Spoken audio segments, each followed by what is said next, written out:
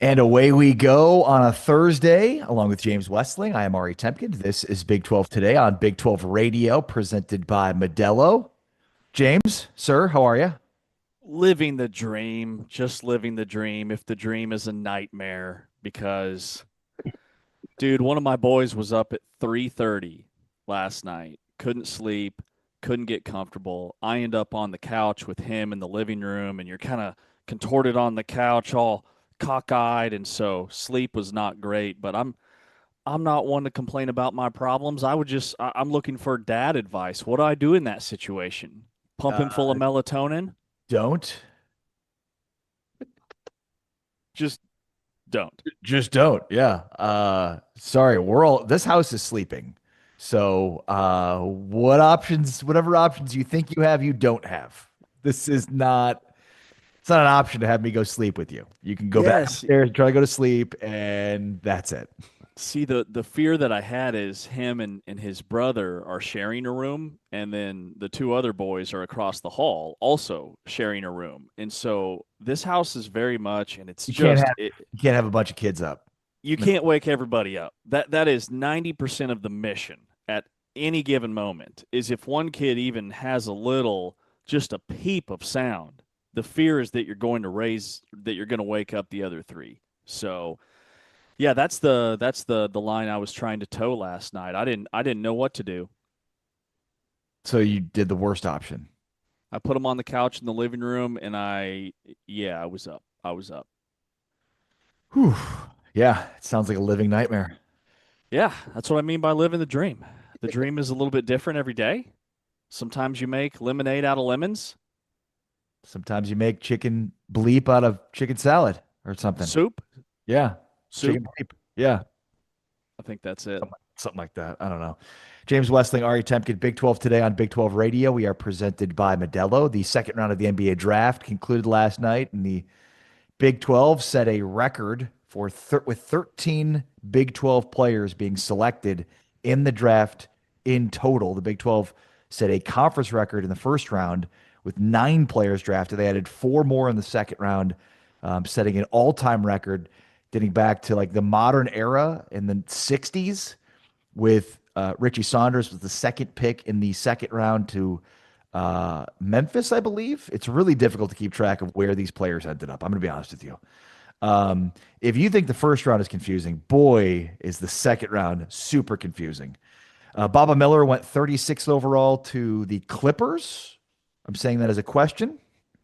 These are all questions here. I'm not going to challenge you on any of this. I don't know who got drafted by who. I know who got selected. I know roughly what spot, but team, no clue. The pick that ended up being Emmanuel Sharp, 45th overall, the 15th pick of the second round of the Sacramento Kings. This pick has been on a wild journey. This pick, according, was from Charlotte via San Antonio, Atlanta, and New York. Somehow it ended up to Sacramento with Emmanuel Sharp. We also had Jaden Bradley. I believe the only pick that was not traded or yeah, the only second round pick that was not traded was Jaden Bradley, 20th in the second round, 50th overall to the Toronto Raptors. And yeah, that's it. I did see that Tobe Awaka signed a 2-way deal with the Chicago Bulls as an undrafted free agent, so I'm sure there are other deals that will come through, but pretty successful draft. No surprises here in terms of setting records for the Big 12 in terms of players drafted. Yeah, I thought there was one guy that did not get selected in the second round that I definitely thought would, and that was Milos Uzan, who went undrafted after turning down the NBA draft to spend one more year at Houston. But for him personally, it's really not a bad thing. The second round is really tricky, and we can get into that in a moment. But I would say like Richie Saunders going number 32, man, Kevin Young was spot on just in terms of how much teams loved him. And that's one more recruiting tool I think he can use at BYU because there's no doubt in my mind that Kevin Young played a massive role in Richie Saunders getting drafted at all because all of these NBA scouts, these GMs, they trust Kevin Young. And when Kevin Young says this guy is going to be productive for you, they're going to take a chance on him. So 13 being the number, I think is really good for the league. And like, remember, the league has had guys taken in the second round that have gone on to be very successful, at least so far. Javon Small was one of the best players in the entire draft last year, and he was like a mid 40s pick in the second round. Jamal Shed, former Houston point guard, is having a very nice NBA career. He was a guy that was late second round. So Emmanuel Sharp kind of fits that bill as probably the next Cougar to go on and I think produce at an NBA level. But I was really surprised that Uzon didn't get taken. Yeah, me too. And I mean, for a guy that, was fringe first round pick in last year's draft to go undrafted the following year, again, it reinforces that when you got an opportunity to leave and get drafted, you probably should take it because chances are you're not going to improve your draft stock. So there's no telling if you would have been drafted in last year's draft. I think you would have had a much better chance. But yeah, very surprising there. Well, and he signed a contract with the Rockets. So he's going to be at least starting out in the Houston Rockets camp, which is 1.5 miles from the Fertitta Center. So he's right in his backyard. And I think for a guy that I wouldn't say struggles with his confidence, but I just think there's like a hesitancy to his game at times. And he's just kind of a quiet, like laid back, soft spoken kid. And so I think being right there in his backyard and having all that Houston support, because Kelvin Sampson, all the guys that are in the NBA, they come back. They work out in Houston for the summer. Milos never has to leave his own neighborhood. So I think that's going to be a really, really good fit and best case scenario for him after not getting drafted. Plenty more on the NBA draft coming up, including Chancellor Johnson from the Big 12, who is out in New York. We'll get his reaction to the first two or the NBA draft. I said the first two rounds. I was thinking the first two rounds, but that's it. That's the full totality of the draft. One of the things, James, we've talked about with the draft is the difficulty of, gauging what's between the ears of these players. And maybe nothing more important or indicative of success than the mind frame, the mentality. Well, what is interesting about that is Kingston Flemings on the eve of the draft released a letter to NBA GMs via the Players Tribune, and it was extremely insightful and interesting. And I thought if there ever could be a pretty good sense of like what this dude has, what a draft prospect has between the ears, the mentality of a player, like this is a pretty good endorsement for that. Like if you're trying to answer the question as an NBA GM, what does pro readiness actually look like? Well, this is that. And what he describes in his letter is exactly that. It basically, the letter describes an accident that occurred when he was 4 years old. Kingston Flemings, when he was four, was run over by a car. A car backed up. The kids were playing outside. And he was run over by a car. There were tire marks on his leg. He had road burn. And he talked about basically how his mom always believed over the course of his life that like that altered his life in a way that made him a totally different person, even at 4 years old. And he went on to describe the ways in which it's impacted his life. He went on to describe kind of how adversity has impacted him, and how it's made him better through his life. I just thought it was a really interesting insight into that. And again, like players do interviews with general managers throughout this process, and throughout that, like GMs and executives are trying to look for whatever it is that is or tells about personality traits, because what's between the ears is more important than the physical part of it, because we know about the physical part of it. They wouldn't be in this conversation to be drafted if they didn't have the physical tools to be successful. And didn't this letter just stamp that Kingston Flemings is going to be a star in the NBA? There's no way that he's not going to be a multi-decade player in the NBA. Wow, multi-decade, 20 years. Multi-decade. Well, I was thinking over 10. I don't really know how to say that. Would that be like a decade teens? I'm not really, maybe 14, 15 years in the NBA, a decade and a Decade half. plus. Decade plus. Decade plus sounds right. No sleep. I'm a Dolphin. But just to even send the letter puts him way ahead of the pack in terms of the intangibles that you look for. But then what's in the letter? He talks about how he's not coming into the league to chill. He references the childhood accident and fighting through adversity. And then when I saw the interview that they did with his family, my first thought was everything Kelvin Sampson says about his family could not be more true. Yeah. And I had several Houston games this year. I never met Kingston Fleming's family, but he was telling me about his sister. You know, his sister's the number one women's basketball player in the country. She's going to Duke, but she also has her own podcast. She is incredibly articulate and well spoken and is already trying to position herself to be a sports broadcaster at the desk for ESPN once her playing career is over. And then Kingston Fleming's in this article said his coach calls him a nerd in the best way. He was playing some like basketball GM game when he was in high school, and he was basically identifying that the Detroit Pistons, while they were going through their 28 game losing streak, were 2 years away from being one of the best teams in the league. And he was moving all the pieces around. Like he called that rebuild. He's just a Wow. guy that loves the game. I love his personality, and this was just a really cool story. So you're saying after Kingston's playing days, his multi-decade playing days, he's going to be an NBA GM, is what you're saying? Yeah, once he's done after like a 40-year NBA career, he could be destined for the front office.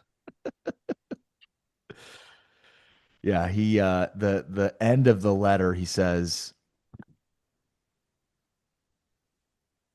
um, oh, I had it here a second ago. What Oh, does he say? if you call my name at the draft, you can be confident that you've added someone to your franchise who fully understands and appreciates the magnitude of the opportunity that he's been given, and someone who will do everything in his power to show that appreciation every day.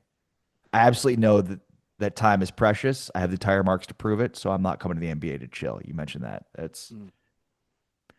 pretty neat. The Players Tribune is something I think over the years that has been pretty cool. So it's cool to see that. And again, I mean, you want to interview him.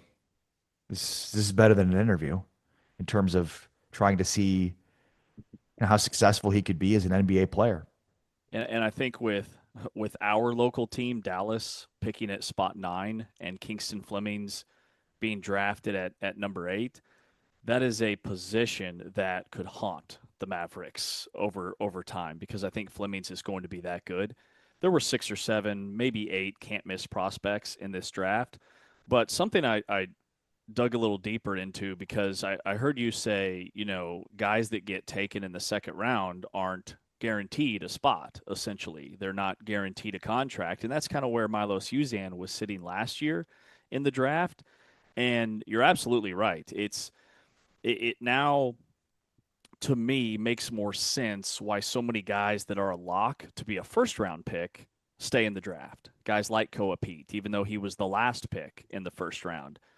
And it's I could see why a guy like JT Toppin came back one more year to play for Texas Tech because he wasn't a lock to be a first round pick. So a second round pick, sure you belong your rights to that one team and those exclusive rights to that team, but there's no guaranteed contract. The only really like benefit of even being drafted in the second round is that the NBA created this second round pick exemption where if they do sign you, it doesn't count against the salary cap. So they can ink you to a league minimum, like a 3 year deal with a team option for year 3, and not count against their cap. So that's the positive. But on the flip side, if you go undrafted, you still have a lot of leverage in terms of what might be the best fit for you. The pay's actually nearly identical for a guy that would get a minimum contract as a second round pick versus a guy that goes undrafted. And in the NBA, there were like 26 guys. I had the number here. I'll find it in a moment. I believe it was 26 guys that went undrafted that ended up signing contracts and playing significant minutes in the NBA. So my point in all that is like it's not a bad thing for Uzan that he didn't get taken. I still think he's going to have a lot of options. Hmm. That's James Westling. I am Ari Temkin. This is Big 12 Today on Big 12 Radio, presented by Modelo. A reminder that you can always check out our Big 12 Today podcasts, wherever you get your podcasts, Apple, Spotify, TuneIn, On Demand. And of course, you can always watch us and stream us at big12studios.com, the Big 12 Fast channel on your Roku device, Amazon Prime Video, DirecTV, YouTube, and more. We have a busy show today, a lot to get to, including the consensus. We're trying to reach consensus on number 6. We're getting closer and closer to the top of our poll.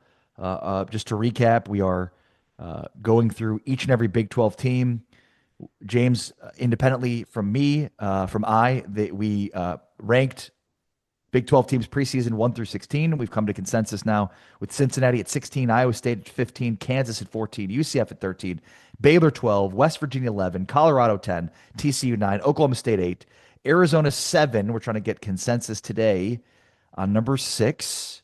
Could it be Arizona State? Could it be James's Kansas State Wildcats? Could it be the Utah Utes? We'll discuss all of that on the way. Coming up next, though, some pretty significant changes could be on the way to the NCAA calendar and the football calendar. Plus, Desmond Bain and Derek White hired at Colorado and TCU. What does it exactly mean, and what does it look like? We'll get into all that next. It's Big 12 Today with James Westling. I'm Ari Tepkin. We are presented by Modelo. Heard on TuneIn and watched on Big 12 Studios. Good pass, right, in rhythm, no good. What was that? A.J. DeBonsa coming out of the rafters. Yikes! Just goes up, one hand, gathers, finishes with authority, and the stare down for good measure.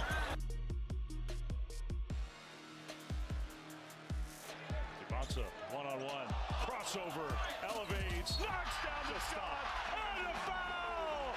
That should not be legal. I mean, the shimmy, the shake, creates space. That's 6'9", getting to his spot, elevating up, getting fouled with elite level footwork and ball handling. A.J. DeBonsa putting on A.J. a show. DeBonsa, 6'9", wing, playmaker, versatile offensive player, really elite defender, big-time athlete. DeBonsa initiates off the wing. Gets a switch from Powell. Drives on Powell. Oh! Air A.J. takes off. The goal is to win. I mean, it's not too complicated up in my head. It's just win. DeBonsa inside. Woo! I think Houston just fell asleep on the inbounds. They weren't ready to play defense. Smiling as he was hanging in the air when he fired that pass. DeBonsa. Oh, he spins one home. Come on, man. What can he do? Then the physicality that he plays with. The guy that's on the team that's blowing the other team out, or if you're losing, we get there you go. It's time to put a vision for that one. That was incredible. 2 feet. 21 for DeBonsa. Here's a steal. And the highlight of the night. The dunk of the night after the steal. First, use those long arms to get a clean steal, and then a little. How do we describe this one? It's like a little bit of a windmill. Kind of a windmill. A little bit of a windmill. Saunders 19 and Wright with 9. Another steal. Here they come again. Oh! Hello, Smart Center. What a dunk by DeBonsa. Look at this. When DeBonsa gave it up, he knew he was going to get it back. He trusted, if I give this up to Richie, he's going to get it back to me right here. That's great communication without talking by two great players.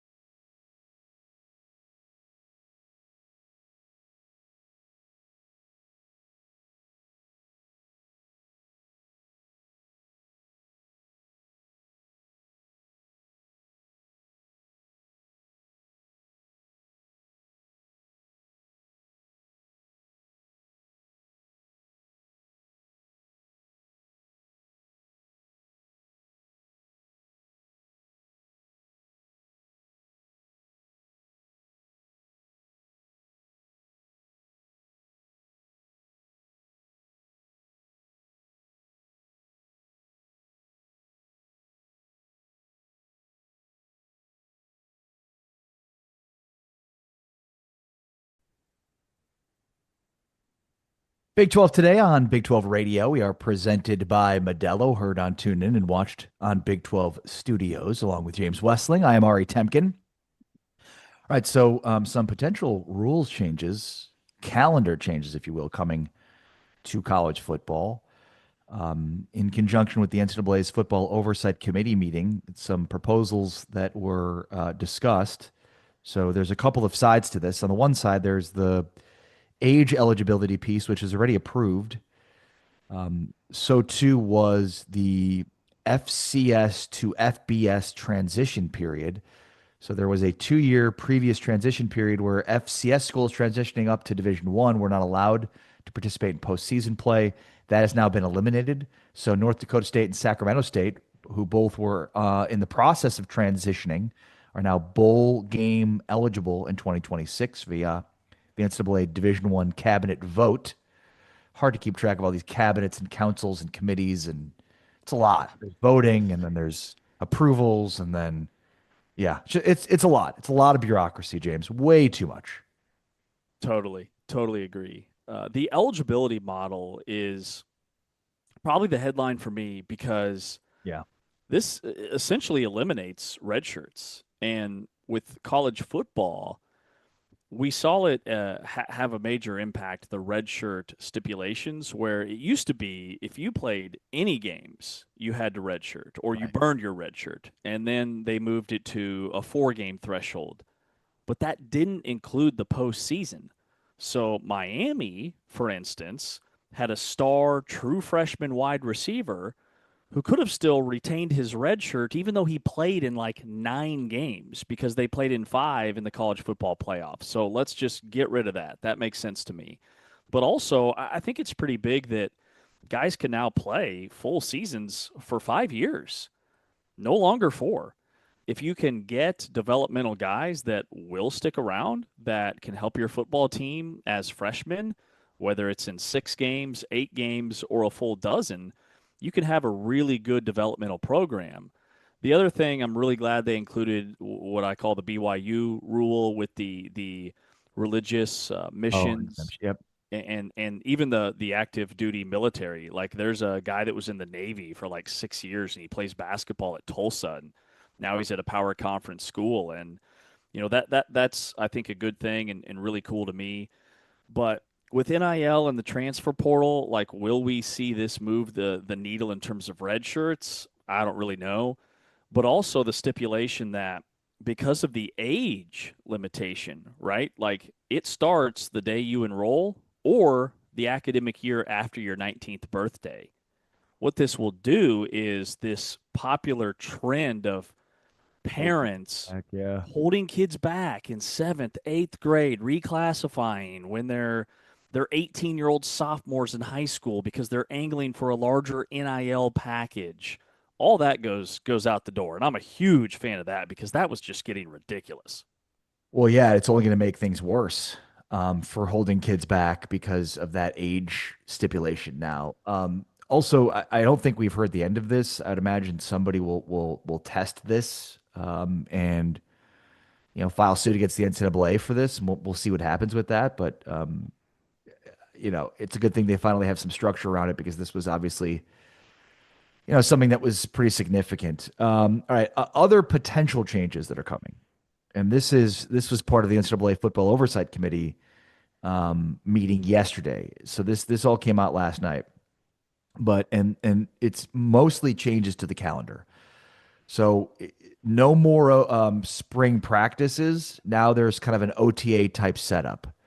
So basically, the Oversight Committee forwarded a proposal to allow teams to conduct OTAs in addition to traditional spring practices. So basically, it expanded the amount of practices they'd get and doesn't have, expands the window too. So if approved, teams could conduct 21 off-season practices over a total period of 7 weeks with a maximum of 5 consecutive weeks of practice. So what this means is basically you can now structure your offseason to hold not just spring practices, but practices in spring and in summer, depending on which weeks you want to be on or off. So more like the OTA NFL model. In conjunction with that, they've actually shortened or they've will vote to shorten the traditional training camp period from 29 days down to 25 practices. 29 days for 25 practices to 21 practices over 27 days. So reducing the practices by 4. They've added practices from a spring summer window. And then they've done it again, James. Every year since the start of the transfer portal, they have shortened the transfer portal window. They will vote to once again shorten the transfer portal window, this time from 15 days to 10, and it would begin the quote-unquote first business day after Jan 1. Existing exceptions for teams that make CFP runs, coaching changes, etc. would still apply. So, I mean, all of this to me sounds great. I would agree with this and think it's been a long time coming. I think the shortening of the transfer portal window is hilarious because it's basically all they've done. And yet, despite a constant shortening of the transfer portal window, we have seen a increase of transfer portal entrants despite a shorter window. So it almost as if they're saying, like, we're just going to keep making it shorter and shorter and see if that impacts players entering the portal at all.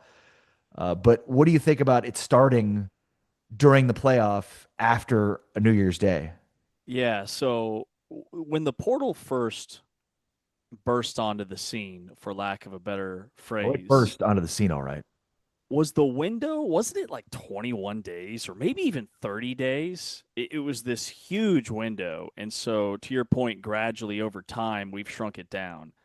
I don't think. And then there were multiple windows, and then now they're not. And yeah, I mean, it's just been like, this porridge is too hot. This porridge is too cold. This porridge is not just right. I very much think that just having one window was a grand slam move, right? Because like 2 years ago, we were sitting here on June 25th still talking about transfers and the portal. At least now these coaches, these programs know their roster. I don't think shrinking it from 15 days down to 10 is going to impact the number of entries. There are still going to be an exorbitant amount of guys in the portal. The timing of it, I also don't know that it moves the needle much there. But I don't know that anything can with having this window where it is because of the college football overlap with the academic calendar and the start of the second semester starting at most universities before the national championship game, which is going to be the last Monday in January for 2027. So the grace period for the college football playoff, they call them finalists, but it's the national championship game. Those teams are going to get an additional 5-day window after the title ends.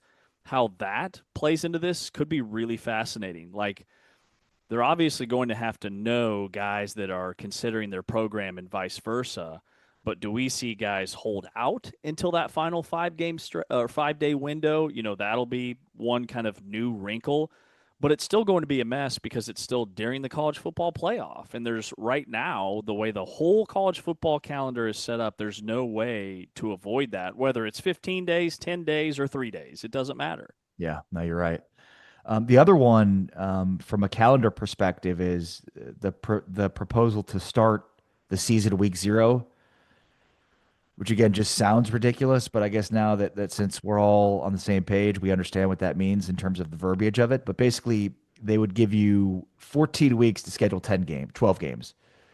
So that exists now, except that you need a waiver to play week 0. So they would move the season up, which we've discussed is the right move. Unquestionably, you know, the more weeks that you can play games without the NFL in competition is better. Right now, it's about 1 week. If you move it up, it's 2 weeks, and gives you an opportunity to kind of steal some headlines in August. And you know, and with competition with the NFL and college football, like, you're going to lose head to head every time, so you might as well steal as many weeks as you can. So if this passes, if this happens, and if we call it week 0, I'm going to lose my marbles. I think at that point we will officially murder and bury week 0 at that point. Like, put it in a coffin, okay? 6 feet under. Because if this goes through and you have 14 weeks to play 12 games, there's going to be a mad scramble for power conference schools to schedule a group of 5 opponent for week 0. Because you get that extra actual like game setting, plus you get a built-in bye. And for the group of 5 schools, it's a win-win for them because they need the payday. So my point is everybody's going to be playing week 0. 2 years down the road, if it's called week 0, we'll say, hey, everybody's playing. Maybe we should just call it week 1. I do like the 21 practices that you noted earlier. Yeah. And you said Agreed. something that stood out to me, kind of like the NFL's OTA model. Yes. It's one more thing where college football is becoming the NFL, and spring ball is essentially dead already. Like it is now an outlier if you're even having a spring game for the fans. Like none of that stuff matters. Spring ball is almost dead. So to have this chunk in the spring and chunk in the summer, I think the summer chunk is where maybe you hold some type of a scrimmage or open practice or something to get the fans involved to generate revenue. That could be really cool and could kind of be maybe like the rebirth of spring football, which fans flock to NFL training camps, right? So this could be kind of the college football version of that, and I like the idea. Yeah, no, I mean, completely agree. I mean, it doesn't make sense to have your group in for a month and then see ya for 3 months until summer starts, right? I mean, the whole reason the NFL sets its off season up the way that it does with, mini camps and OTAs is, I mean, this is basically the one window of the entire calendar year where there's nothing going on from a news perspective within the NFL because you've got the combine, the draft, free agency, the schedule release, mini camp, OTAs. Now we've hit the period after that where it's before training camp, but it's basically a month as opposed to you go from spring to summer. That's multiple months where guys get out of shape, whatever it is, right? So this allows coaches to sort of set up their offseason in a more traditional sense to be like, all right, we'll have a week on, we'll have a week off, we'll have another week on, maybe another week on consecutive. Like it allows you to sort of figure out the best way to use those practices and to make sure that your guys are staying in football shape, not just during the spring window and then, hey, we'll see in a few months, but throughout the entire offseason. And that's exactly the reason the NFL does it like that. Yeah, the split sessions, the less padded contact, the almost year round getting reps. Like, what are college football players doing right now? They're not practicing.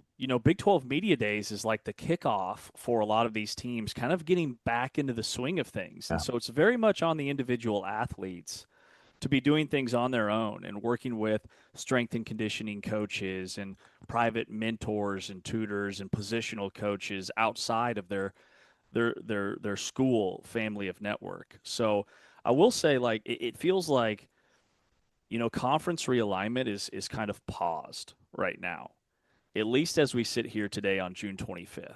And so what it has done is I think it has allowed for there to be more attention on maybe fixing some of the overarching big picture things for college football that need work. And so just like seeing this and these announcements, at least it feels like it's a baby step, but it is a step in the right direction. And I'm here for that. Yeah, no, I think you're right. I mean, we've talked a ton about this stuff and like how important the calendar is to get that sort of settled and then how things can then fall into place after the fact. Like we can't have college football playoff expansion as much as we've talked about it without an adjustment to the calendar like this one. So this was definitely a needed first step in, the eventual expansion of the playoff. Make no mistake about it. It will eventually happen. Yeah. It's just a matter of when. And then, of course, making sure that these kinds of things from the NCAA perspective get settled in order to allow for an expanded playoff. Because right now the schedule doesn't allow for expanded playoff. Yeah. When is definitely, it's not if, it is when, but it's how many. Like when does that conversation reignite? Because that was the firestorm towards the end of last season during the college football playoff. Is it going to be how many more years at 12? Do we go to 16? Do we go to 24? There's just so many things out there that still remain unanswered.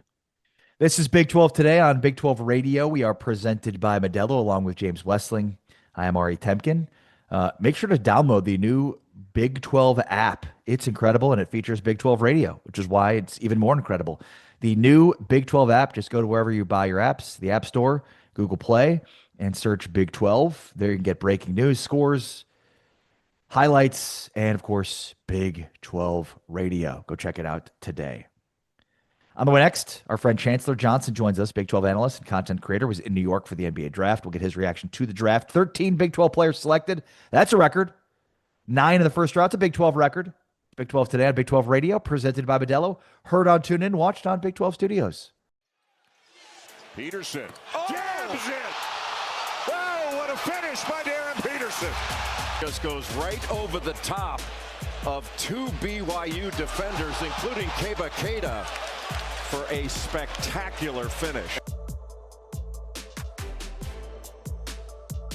A guy that's got a little bit of height, Darren Peterson, who I feel like is probably as good a prospect slash player that I've ever been. It looks so easy at times. Look at that.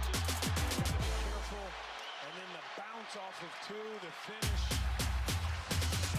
Never in a hurry. I would say something that motivates me is myself. I'm self-motivated. I don't come from much, so I'm just prepared to go out there, leave on the court. I'm not gonna lie, I feel like I've been in love with basketball from the jump. My dad was a coach, my older brother played, and it was just something I knew I would do with my life. Peterson off to a hot start to begin the second 20. Love to see it, John. Under 90 seconds. They find Peterson. Launches. Oh, boy. And even topping challenges, but that's Darren Peterson's field too. Great. Yep. Deep in the corner, Peterson. He's got in the gym range. Now posting up. Up off the glass and in. How did he get that one in? But Peterson, the creativity, the strength. This is important. Steal. Peterson will slam it. Darren Peterson, not just a gifted offensive player, a pretty good defensive player as well. Emmanuel Sharp doesn't come back to the ball. He lets the ball come to him, and Peterson just shot the gap. And now he comes up with a one-hand steal. Got a man to his left, and it's right for the stop. Nice feed by Peterson. Trey White next on. Darren Peterson slowed up a little bit to get the timing right with his teammate, and that just led to a picture-perfect pass. I love the mindset that Darren Peterson has come out with. And he's got it right now. Peterson hoists and hits. That is what Darren Peterson can do, folks. He can be a one-man wrecking crew, and he has 16 to lead Kansas at intermission. Incredibly poised in this game, letting the game come to him. But in late clock situations, you want to get it to your money guy, and a little crossover there to get a little separation.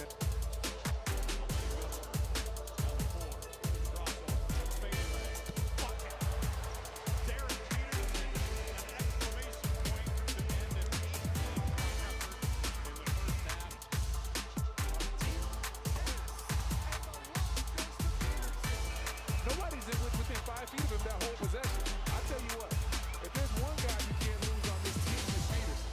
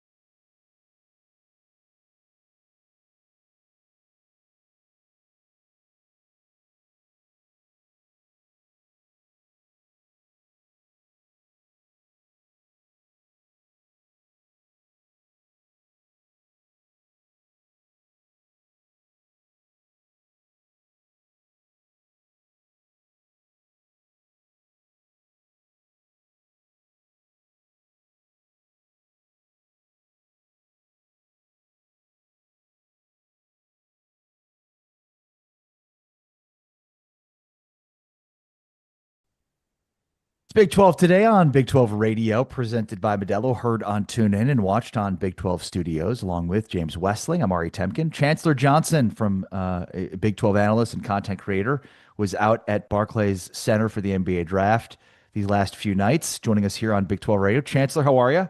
I'm doing well, fellas. How about you guys? Doing very well. 9 players selected in the first round. Of course, the first 2 picks, 4 in the top 10, and 13 overall, which sets a conference record. Just give us your thoughts overall on this draft.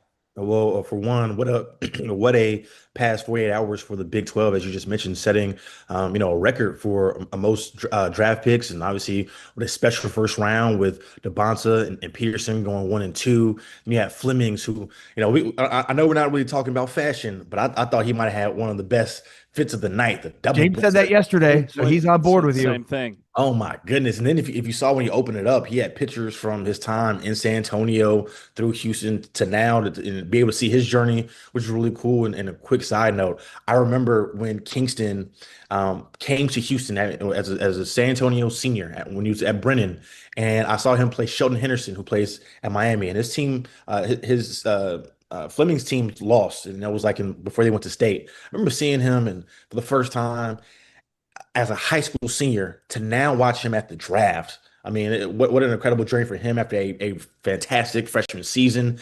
And then, yeah, some of the other guys that we saw, Braden Burries, going to Milwaukee, and then Cameron Carr. How about the Lake Show, right? A team that could use some more athleticism. You pair him next to Luka with his shooting ability. Luka, we know, is going to find you. And then, he can also, we know Cameron Carr is one of the more explosive athletes in the draft. And so, then even to the second round, too, you see some of the guys like Richie Saunders, a guy who stayed at BYU all 4 years, get drafted. Same thing with Emmanuel Sharp. So, a great night. And that might be an understatement for the Big 12 with how they dominated the NBA draft overall. Yeah, man, I'm with you on Cameron Carr. He's going to light the Staples Center on fire while LeBron is lumbering around out there. You're going to have Cameron Carr, and they just signed Austin Reeves to that extension yesterday. How about one guy that I'm super high on because Kevin Young loves him, and he was like outside of Peterson and DeBonsa. Kevin Young said the guy he would take was Christian Anderson. Now, I love Flemings too, but Anderson, I don't know about going to Charlotte, but like just in terms of longevity in the league, like it seems like the knock on him is that he's just kind of thin. Well, he can fill out at the NBA level. Yeah, absolutely. And so I actually got a chance to talk to Christian Anderson, had a chance to talk to his pops. And no matter of fact, when I landed in New York, he was the first person I ran into. They were grabbing a cup of coffee. And, with Christian, talking to him in that moment, say, hey, man, how you feeling? And he's like, man, I'm excited. Obviously, right, on the night before your life is about to change. But he told me, he did feel like he was being slept on. And I can understand that because it seemed like when we were talking about some of these prospects, so all this conversation, of course, about, some of the top guards, whether it was Kingston Flemings or Mikael Brown Jr., to some of these other guards we heard, but then it was like a teardrop in some of the conversation and the analysis.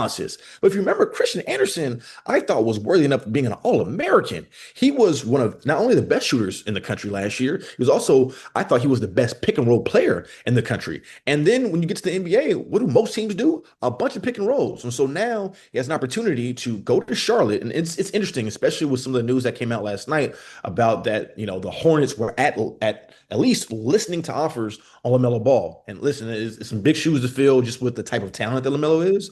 But you insert Christian Anderson, who can clearly fill it up and is a offensive, kind of firecracker, and then he told me, I said, hey, you say you feel like you're the best shooter in this draft. And last year, the Hornets had one of the best shooters in the entire league in Colin Knueppel.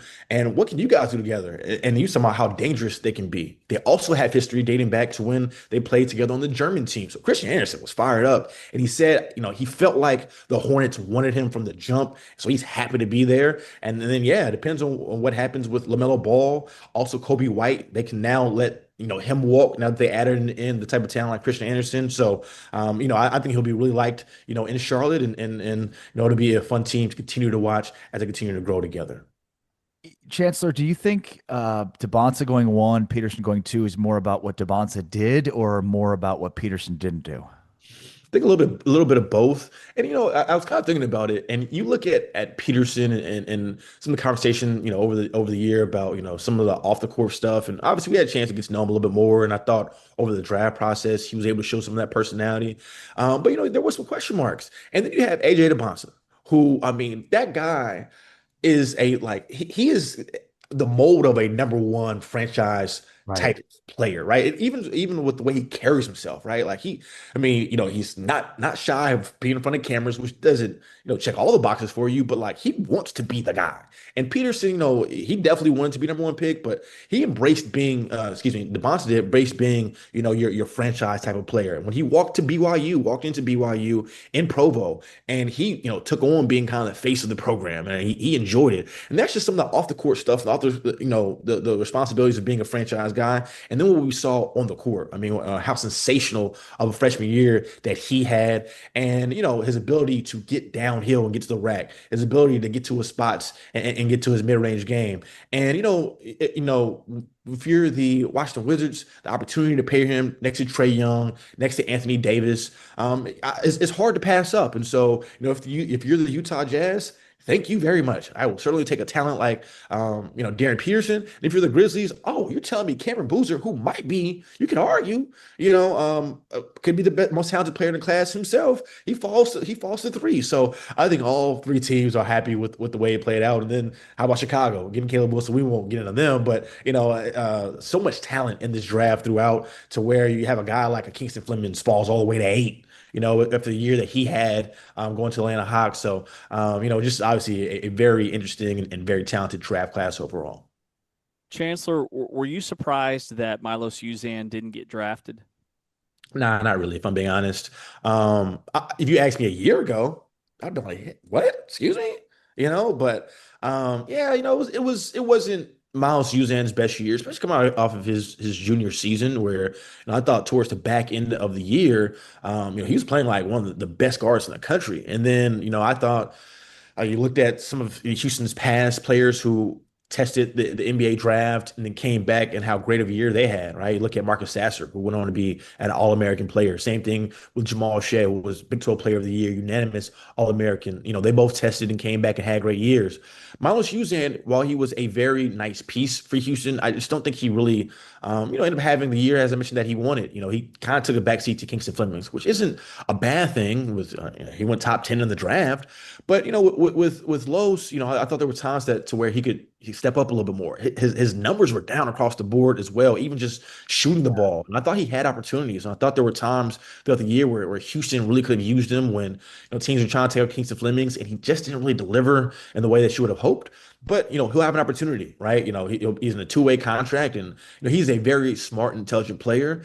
And I will say though, I think confidence is the biggest thing with Los, and he's going to have to get to what we saw a little bit more back to his junior season, especially when you get to the league where guys, they get paid to do this. Right. And so he's gonna have to go at some guys. And so, like I said, he'll have an opportunity. His teammate, Emmanuel Sharp, I think he has an opportunity to stick in the league. Anytime you can stretch the floor and you're willing to guard, you will have an opportunity. And Sacramento certainly could use his shooting. So could so many other teams. So it's good to see him, get an opportunity. And so, for the Houston Cougars, three players selected. We haven't even gotten to Sinek, Jr., but Kelvin Sampson was a very tired but proud coach, after these past couple of days. Which one do you think is the best fit? As far as Houston players, as far as the Big 12 players, or 12, yeah. You can give me a few if a few stand out. Yeah, I like I said, I really like that Cameron Carr pick just because, his ability to play off the ball, and look, we already know who the ball will be in the hands of, right? It's going to be one of three players, whether it's going to be Luka for dominating most of it, LeBron as we continue to see what's up with him, or Austin Reeves. And so, as I mentioned, with Cameron Carr's ability to space the floor, his ability to run, the Lakers just got a lot more athletic. He's going to be a really great fit there. I also really love, the fit for Kingston Flemings, with the Hawks. They needed, a franchise point guard. And I just think that Kingston Flemings' floor is so high. The question is, what is his ceiling? Because I thought towards the end of the year, Flemings The teams defensively were able to key on him, and he wasn't as explosive as we saw at the beginning of the year. But man, with his IQ and how intelligent he is and his ability to want to learn, if you talk to anybody around Kingston, all of them would say like how much he loves basketball. Like it doesn't matter who you talk to, his family, his friends, his coaches, his players, his teammates, all of them say, man, he just gets wide eyed, asks lots of questions. And now what I love about Kingston Fleming's fit in Atlanta is you get to pair his wanting to learn with a vet like CJ McCollum. And you have a chance to maybe it's 1 to 2 years there, but have him learn under CJ. The Hawks are going to love him and have a chance to grow with that team there. So I really like that fit as well. As far as some of the Big 12 guys. What about Chancellor? A couple guys we haven't talked about yet. Koa Pete ending up with the Suns in his own backyard, and then like the one guy that Kelvin Sampson said was the most coachable player he's ever had that nobody's talking about is Chris Sinak. Yeah. Well, we'll start with Koa Pete. What a story it's been for him. He was Mr. Arizona, and now he's literally Mr. Arizona. When you talk about, I know how he came from Phoenix and then ended up going to University of Arizona, had a great year just in general with the Wildcats, helping to lead them to the Final Four, and now he gets to stay right at home. And so, obviously, there were so many question marks about his jump shot, and we saw throughout this draft process, it looked like he reworked it, and it's still a work in progress. But the thing is, like, Koa Pete, he still found different ways to make an impact on that Wildcats team. They don't get to the Final Four without him. He's a very versatile big. The issue is that when you get to the league, it's just a little bit different. You have to be able to kind of space the floor. And like, as I mentioned, that's a work in progress.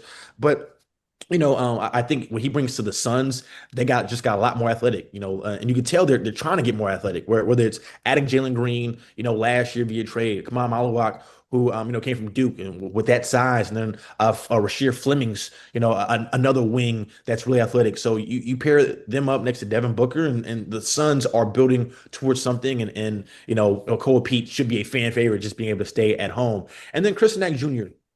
Listen, if I'm being completely candid, I would have liked to see him come back to Houston for another year, because while he came to Houston and he really bought in, and that's a credit to him, to what Kelvin Sampson asked him to do, which was rebound and defend. And his biggest not coming as a high school prospect was that questions about his motor, and he was able to show that.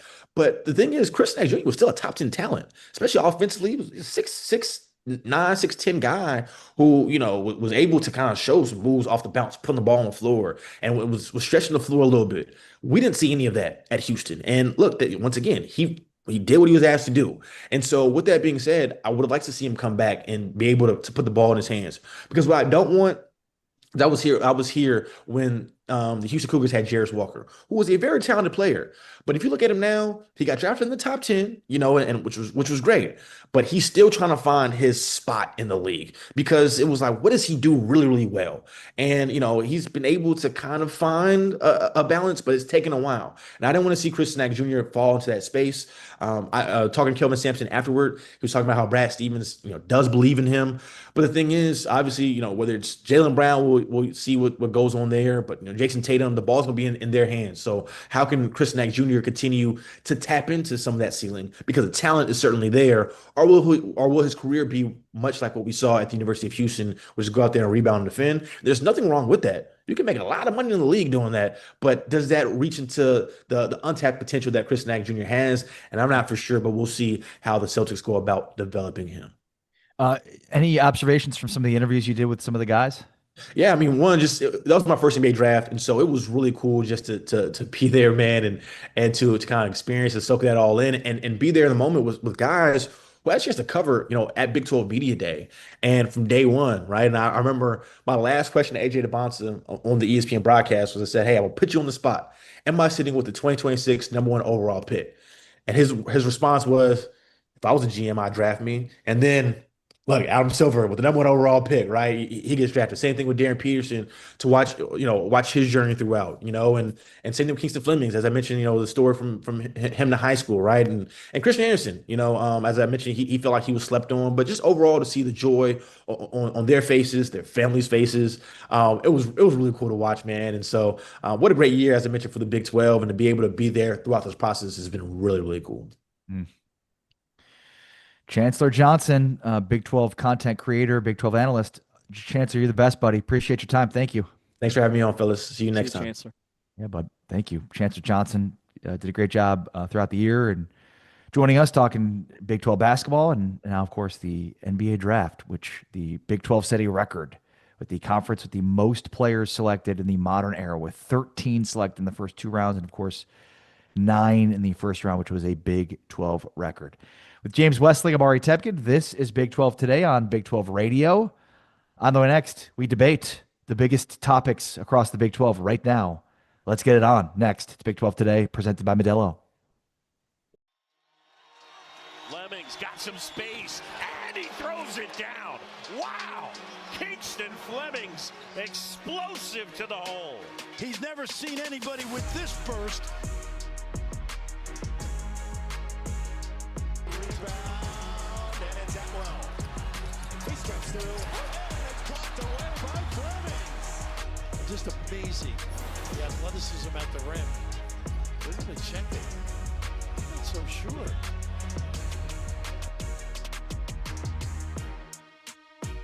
Ava LaRua returns from the bench. There's a dunk from Kingston Flemings. Oh, my. Woo. Boy, he threw that down quick. Side didn't offer to help at all. Fleming's great pass, and Sanak dunks it home. Keep it simple. Make the smart play. That's not one of them. Stolen away, 2-on-1. Sharp, step back 3. There's going to be a trap, and it's already been thrown, and the ball is not completed, and that leads to Emmanuel Sharp. Fleming way downtown. Got it! Oh boy! This is actually really good defense by Karchenkov. Run, it's now a 10-point cushion. Burks. The iron downright rude to him. He's had 2 halfway down the cylinder and out. Is that worse than unkind? It is. Especially when that happens on the back end. Now Fleming's recognizing there's a mismatch with Bowl and takes him and able to score that one over the top. Again, those mismatches are there all over the floor. Flemings, he can create space for that forward. And he does right away.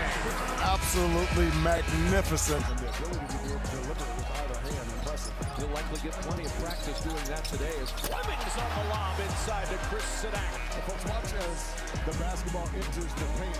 All of a sudden, Bobby Miller jumps up there and it opens up the backside. And what a beautiful read and pass by Kingston Flemings.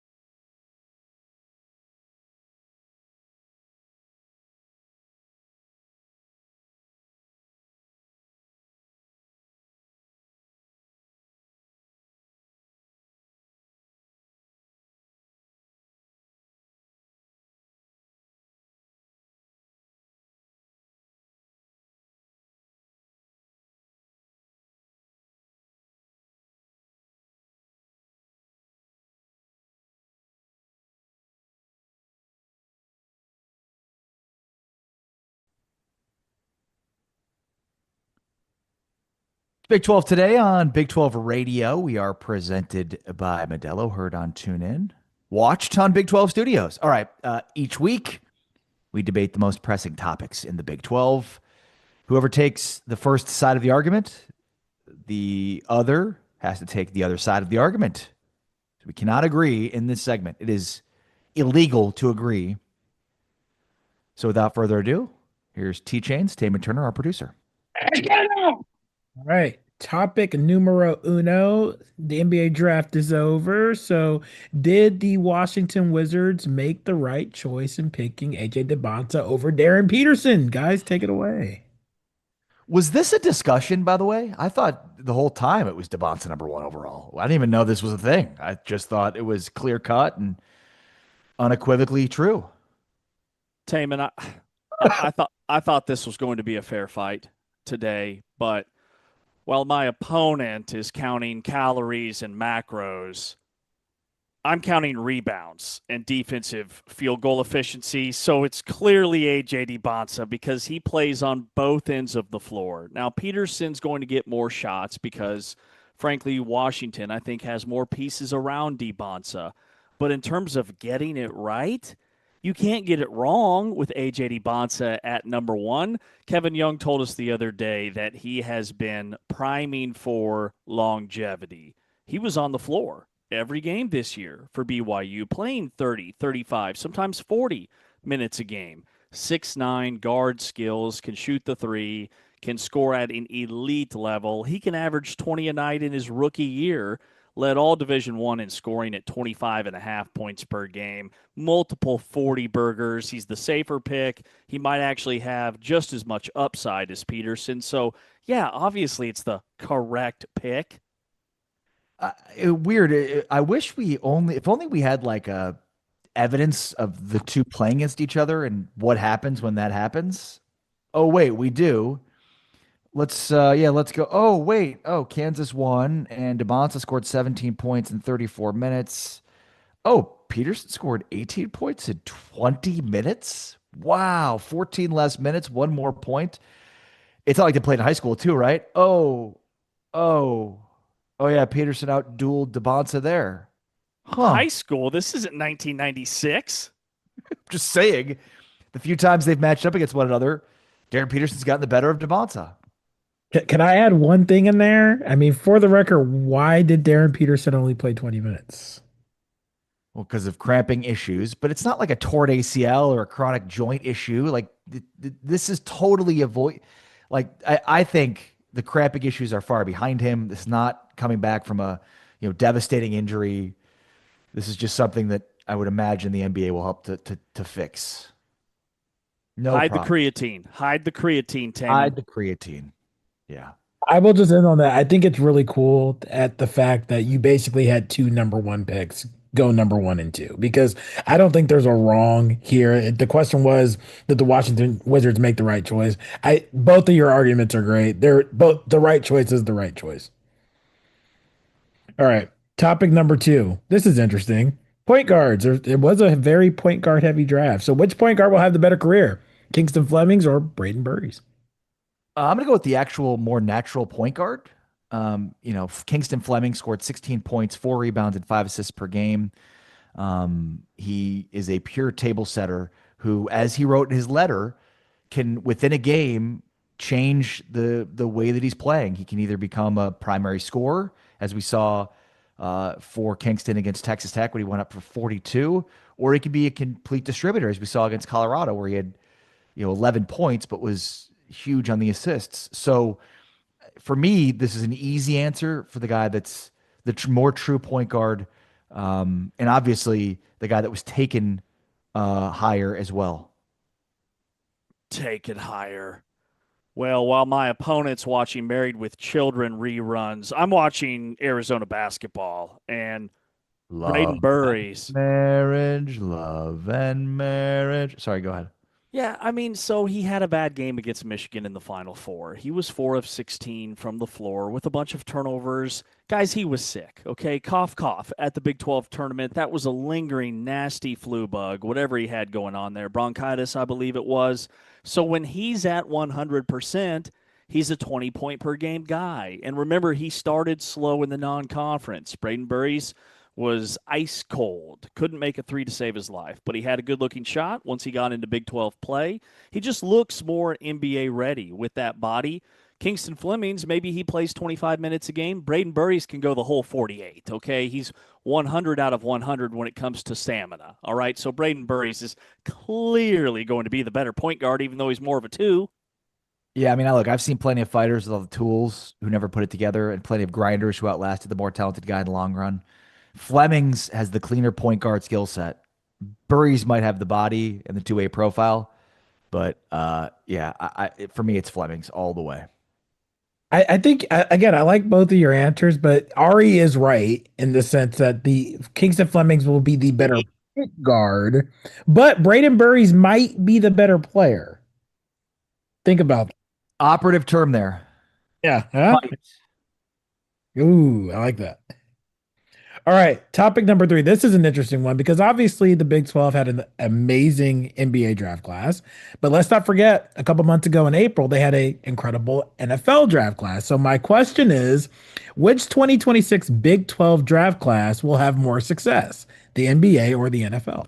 Ooh, I like this. Well, my opponent's going to sit here and say that the Big 12 just had 38 total selections in the NFL draft, and David Bailey this, and Texas Tech that, yank. The Big 12 basketball just had 4 of the top 10, just had a conference record, 13 guys taken. So even if there's a couple of misses in the first round, collectively, it's clearly the NBA draft. And there's 2 elite superstars. Did anybody watch the draft? DeBonsa went number 1. Peterson went number 2. Even though it was a different first name, it's still the same player, A.J. DeBonsa. Both of those guys are going to be superstars. If VJ Edgecombe at pick number 3 can average 16 in his rookie year, imagine what DeBonsa and Peterson can do. And then you've got Christian Anderson in the mid-teens, if Charlotte's talking about trading LaMelo Ball, that tells me that Anderson's going to be the guy with the ball in his hands. They believe in him that much, and I think it's justified. Yeah, would you say 4 in the top 10? Oh, okay. I mean, how about 3 in the top 10, including the 2nd overall pick and the 8th overall pick and the 9th overall pick, which is actually maybe better than 1, 2, 8, and 10. I don't know. Last I checked, 4 is like way less than 3. That's true. 3 is less than 4, but it's harder to be a top 10 pick in the NFL draft than it is in the NBA draft. Everybody knows that. Yeah, the NFL draft class is going to have more success. I mean, because you just have more positional flexibility across the board. You've got a left tackle, you got a pass rusher, you got a wide receiver. Yeah, I think you've got more premium positions. So because of that, they'll have longer and better, more successful NFL careers. I have to say, I am going to agree with Mr. Westling. No offense to the NFL side, but I think the Big 12 has prided themselves on being a different league when it comes to basketball, and I think the draft really showed it. And 4 is more than 3. No offense, just saying. But I like both classes. I think they're both. He's very offended, Taman. He's super offended.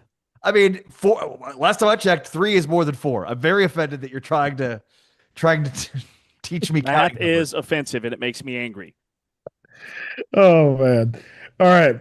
Staying on the NBA draft, the first 2 players that were drafted outside of the lottery in the Big 12 were Christian Anderson or Cameron Carr.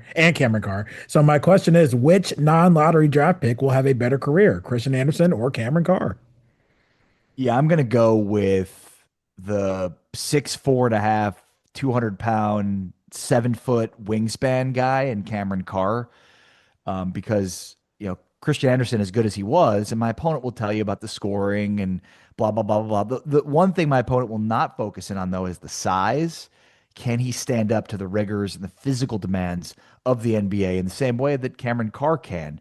Can Christian Anderson, who my opponent will argue for, can he get open shots and open looks with an NBA being as athletic and long and lanky as it is, where Cameron Carr is set up perfectly for it? He's the perfect 3-and-D wing type. He's long, He's got great defense. To me, he profiles more of a premium NBA player, way more so than Christian Anderson. And it's probably a big reason why Cameron Carr was drafted ahead of Christian Anderson.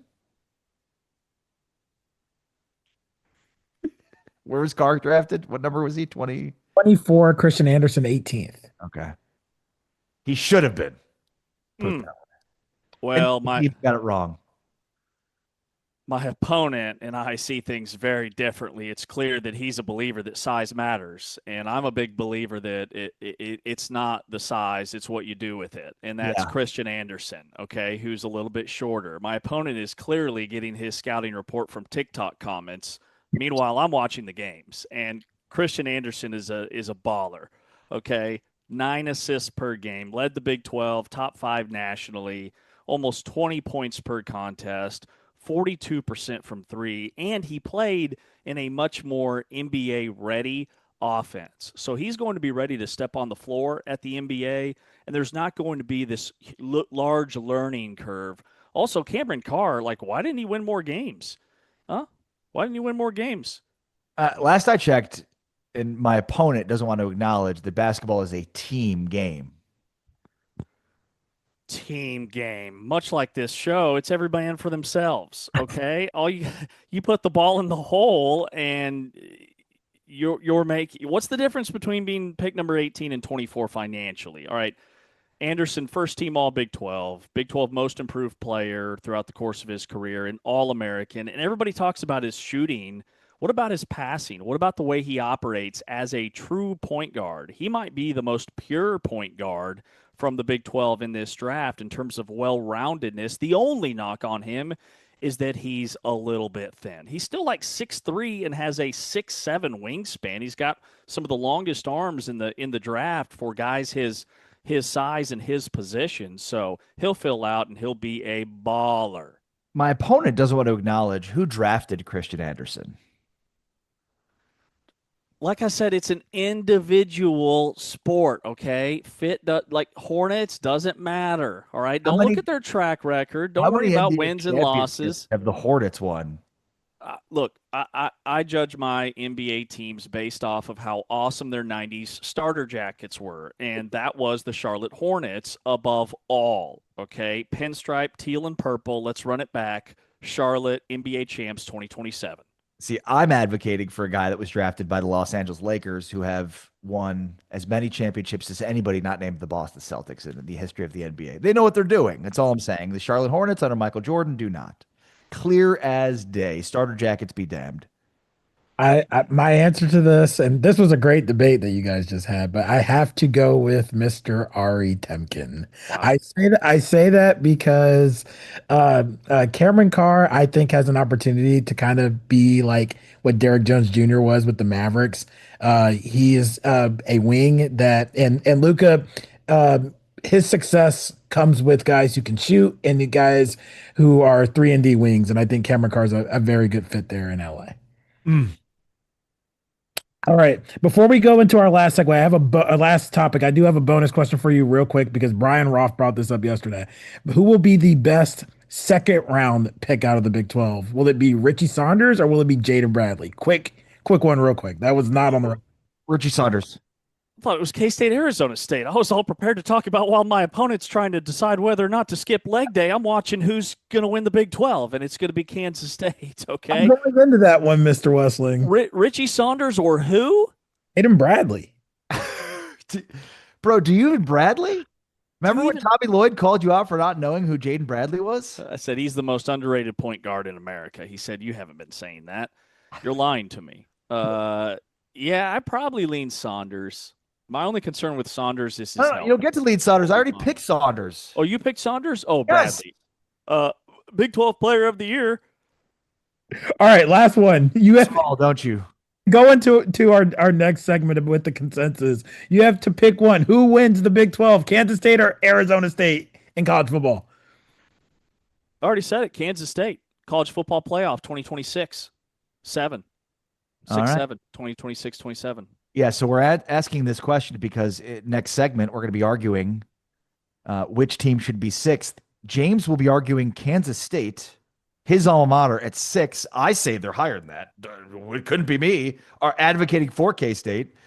But I've got Arizona State at 6. And so for some reason, despite you arguing, James, that Kansas State is 6th, you've now gone on a limb here to say that they're going to win the Big 12, which makes your Kansas State at 6 argument kind of moot. Reverse psychology.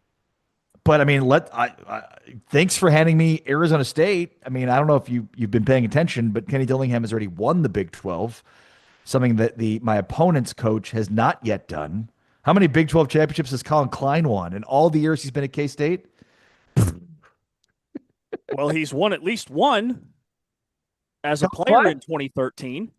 I can't remember the last Big 12 championship that Colin Klein won as a head coach. Can you? As a player, he won one in 2013. Oh, is he quarterback for K-State? Is he going to be playing quarterback this year? When he's playing quarterback at Kansas State, they win Big 12 championships. When he's even in Bill Snyder Family Stadium, it doesn't matter. When he enters and he steps onto that field, it doesn't matter. Sideline or between the white lines, Big 12 championships happen. Yeah. Love it.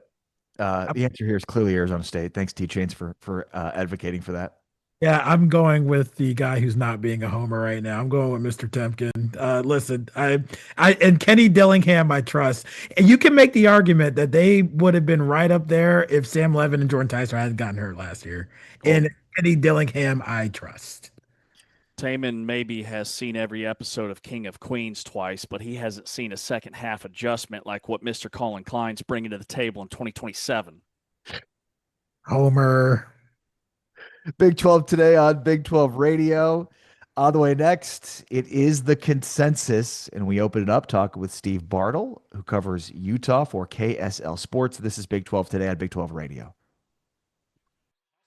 Gets the rebound and fights Burley. Oh my goodness! Oh, what a dunk from the freshman guard! That was big time.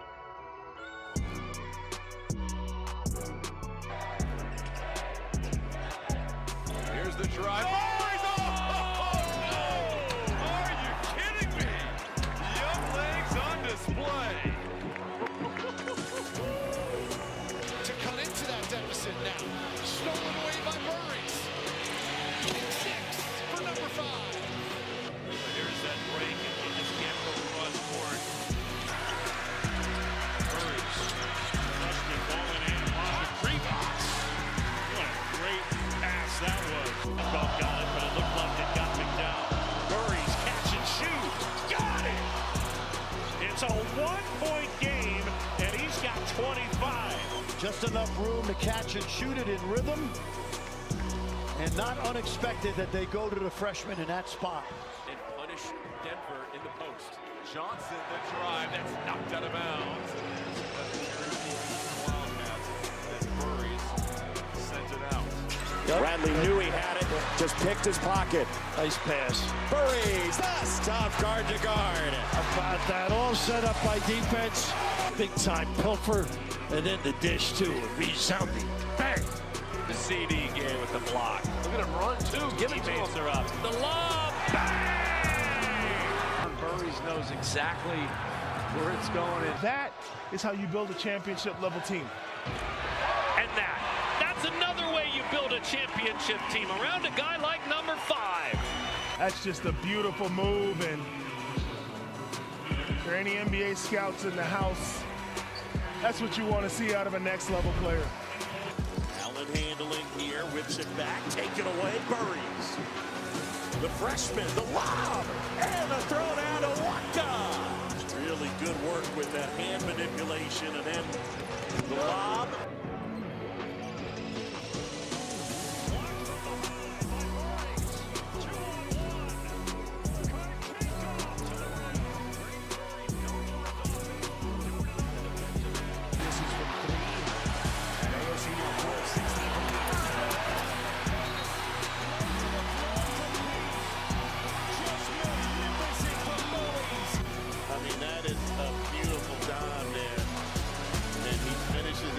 Exclamation point.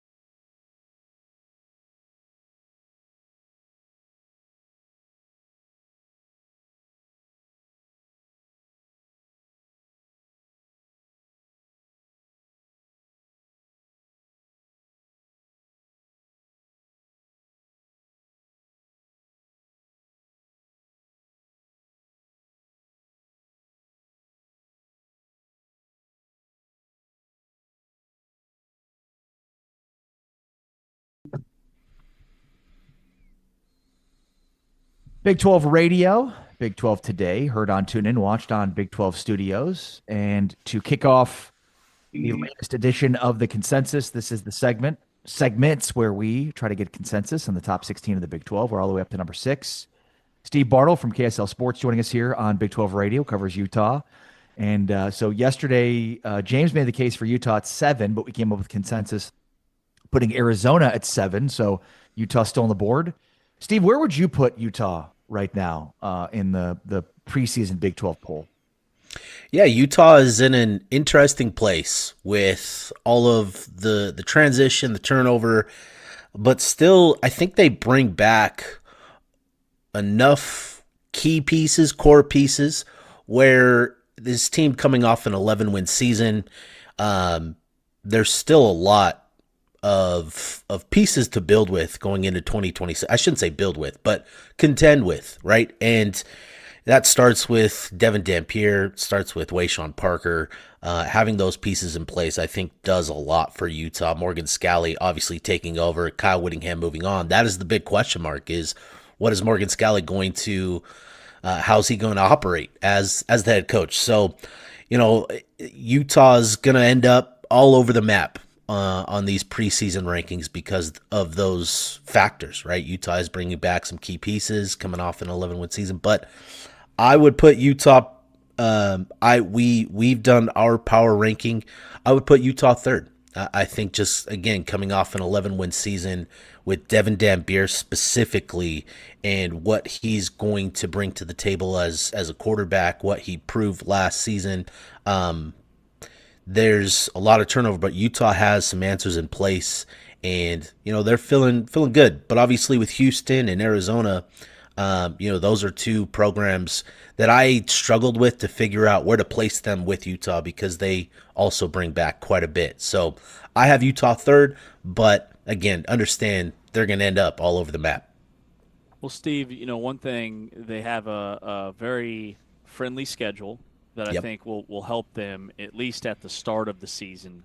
But my biggest concerns were in the trenches on the offensive and defensive line. I know those areas have just always been good over the years under Kyle Whittingham and Scalley defensively, but convince me that there's not going to be a massive drop-off at the line of scrimmage. Yeah, obviously those are the big question marks for Utah beyond, what does this program look like without Kyle Whittingham at the helm, right? Is what do the offensive line, what do the defensive line, what do those two groups look like? And, with the offensive line starting there, you lose 2 first-round tackles, that's tough to replace. Right. But then you add in the fact that they're also replacing the 3 other interior linemen who started together for 2 seasons. That's a pretty big task. Not only that, you lost Jim Harding, and you're starting over with a rookie offensive line head coach. I shouldn't say rookie head coach, a rookie offensive line coach in Jordan Gross. Big question marks, right? Big reasons to be concerned. But what's interesting is that this group that, with the offensive linemen that are set to step up into those starting spots, 4 of them, the right tackle spot, I don't talk about that spot, but 4 of them have been with the program for 4 years now. So they've all just kind of been sitting there in the program. A lot of them were highly touted recruits coming out of high school. And when you listen to people like Bill Connolly, who's, he's the guy behind SP Plus, he's talked a lot about offensive line specifically.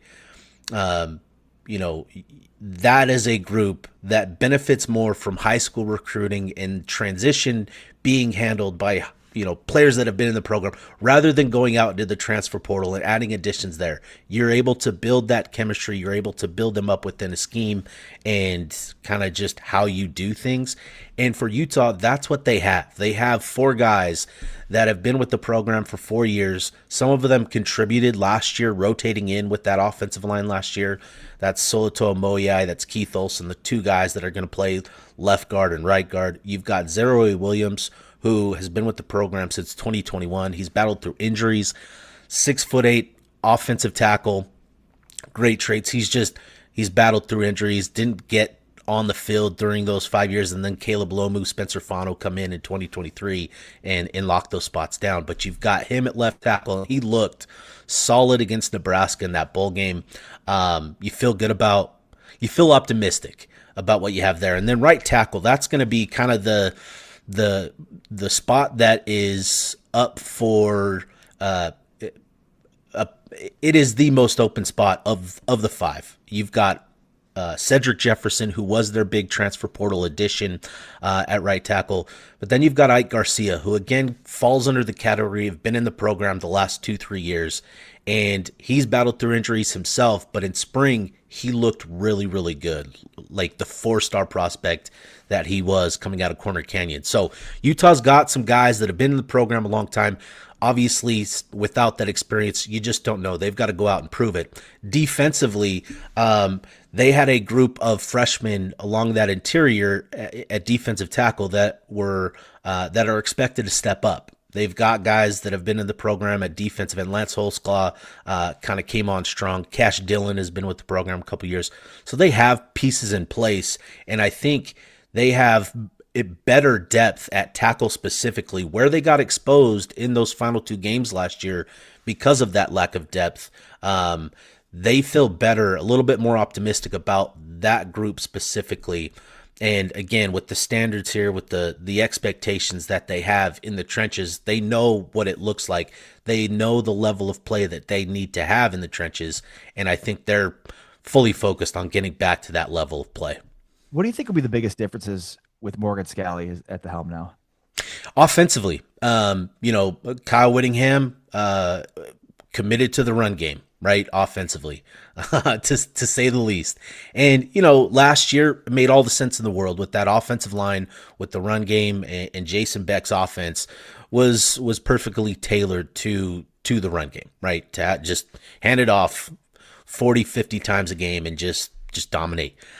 This year, you're going to see a bit more in the passing game. The offense last year was very simple in the passing attack because you're able to just ground and pound and do that. But this year, I think you're going to see a little bit more, I don't want to say variety, but you're just going to see more within the passing game specifically. You're going to see different route concepts, route combinations, things designed to get their wide receivers more involved, more so than they were last year. So Utah has improved the depth and playmaking ability in that group this offseason, bringing in a couple transfer portal guys and Braden Pagan, who follows offensive coordinator Kevin McGivern. He was the leading receiver at Utah State, so high expectations for him.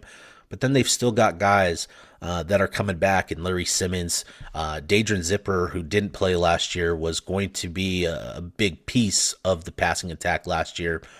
He returns from an injury. They've got pieces in place in that wide receiver room to be a little bit more explosive. So that's going to be the biggest difference. Is you're going to see an offense tilted a little bit more towards the throw game. Steve, defensively, Utah's always good, but last year they struggled to stop the run. Teams averaged 4.8 yards per carry. Only Baylor and Colorado gave up more yards per game on the ground. Yep. So do you see signs that Utah has fixed that, and what do you think led to that last year? Yeah, last season Utah was only able to hold their opponent to under 4 yards a carry in 5 games. In the previous 5 seasons, that number was closer to 8 or 9 games. They're holding opponents to under 4 yards per carry, and a lot of those were under 2 and 3 yards. So that's, as I said earlier, there is a standard of play that they hold here in the trenches, and they didn't get that last year. And what contributed to that was they had 3 upperclassmen in that defensive tackle room, and 2 of them battled through injuries all year long. And the one guy that was healthy was 285 pounds, 6'5", just a lean player that, once teams figured out, you can run right up the gut. That's what they did because you can move these guys off the ball. So Injuries kind of contributed to it. They had a group of true freshmen that they tried to sprinkle in over the course of the season. And again, injuries kind of bit them there as well with those freshmen. So the lack of depth really hurt them and exposed them in the run game. They return four of those true freshmen, two of which are expected to step up in kind of leadership roles in Carson Kafusi and Pupu Sepulona. Carson is a 6'6", 320-pound athlete. Pupu more of that quicker guy. And then they went into the portal and added some other big bodies. So obviously throughout spring ball, you're only going to get to see so much, and competing against yourself, you just don't know how to gauge it against the rest. But you saw signs that this group is able to stop the run, but they're going to have to prove that. That is the big question mark with this group. It's been the question that I've been asked the most by fans this offseason, is the run game going to be improved? And I think they have the bodies in place and the things that line up towards those things, towards that improving. But again, it's just kind of, they've got to go out and prove it. Well said. Steve Bartle, KSL Sports. Steve, thanks for your time as always, man. Appreciate it very much. Be well. Hey, thank you, fellas, for having me on. I appreciate you guys. Appreciate you. Steve Bartle joining us here on Big 12 Radio, along with James Wesley. I'm Ari Temkin. This is the consensus. All right, so let's figure out who should be the consensus number 6. Should it be Utah? Should it be K-State? Should it be Arizona State? We'll make the arguments next. This is Big 12 Today. Rebound volley to Seacrest. 5 seconds left. Knocked away. It's Anderson. It's a 3. And it goes! Righteous!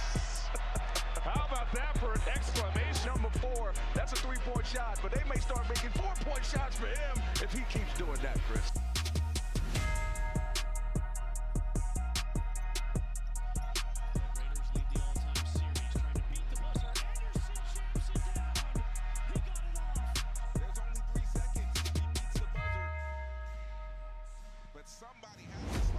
You see Bamboya right there, he alters it. It doesn't count as a block, but he's got McKaylee thinking about it.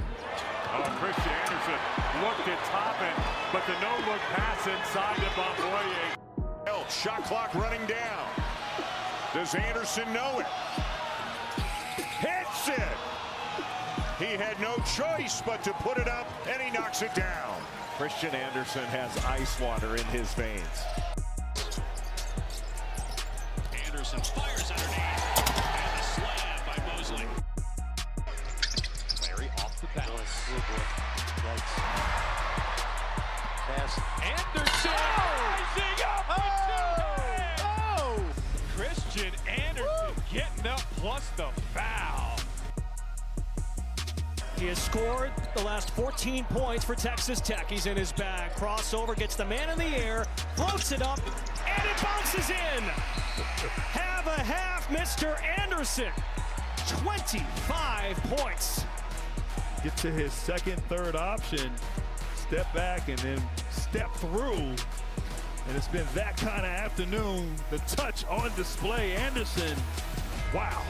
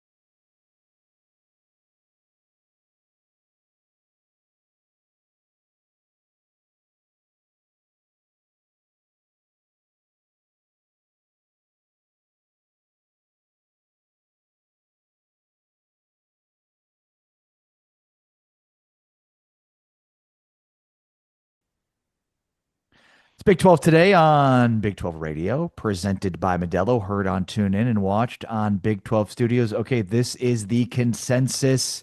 We have reached consensus all the way up to number 6 now. So we're still trying to figure out 1 through 6, but we've got number 7, Arizona, 8, Oklahoma State, 9, TCU, Colorado at 10, West Virginia at 11, Baylor at 12, UCF at 13, Kansas at 14, Iowa State at 15, Cincinnati at 16. James came up with his own list. I came up with my list, and now we're coming together to reach a consensus. We reached consensus on Arizona at 7 yesterday. So James argued for Utah. We'll also introduce Kansas State and Arizona State. So why don't you get us started? James is going to be arguing for his alma mater, Kansas State, to finish 6th in the Big 12. So start with where they finished in 2025. Yeah, and again, we have entered territory where top 6, top 7 finish in the Big 12. You're playing in a very nice bowl game, and you're probably in a position in mid-November to be in Arlington for the Big 12 championship. The story for K-State is you've got the legend in Colin Klein as a player who has walked through the door to replace Chris Kleiman. You've got a quarterback who was supposed to leave but didn't, and the schedule makers handed K-State a golden ticket. Last year they go 6-6. They don't play in a bowl game. Chris Kleiman, unexpectedly, like maybe a little bit of pressure, but I don't think him retiring or resigning was on anybody's radar. Right. But K-State started 1-3. It was their worst start since 1989. So the season went downhill very quickly. They had a home loss to Army and that option attack, which caused a whole issue of problems for K-State defensively. But the silver lining is that 5 of 6 of K-State's losses were one-score games, and games in which you could make a case that K-State gave away. The headliner was the win over Kansas. Outside of that, they just didn't really have that marquee win as they finished right at 500. Yeah, well said. Arizona State, 8-5, 6-3 in the Big 12. They had that wild loss to Duke in the Sun Bowl, 42-39. Arizona State, pretty successful season last year given the circumstances. They handed Texas Tech the Red Raiders' only regular season loss in 2025 in Lubbock. Probably the most impressive win of the entire season in the Big 12. And then had 4 players drafted in the NFL draft, including 2 of the first 21 picks. Think about that. Arizona State football had 2 of the top 21 picks, with Max Ahanichor at 21, and of course Jordan Tyson going to the Saints at number 8. Plus Sam Leavitt left as he was paid handsomely to go to LSU. So what's changed with K-State? Well, the headliners, obviously, Colin Klein is back. He's a legend.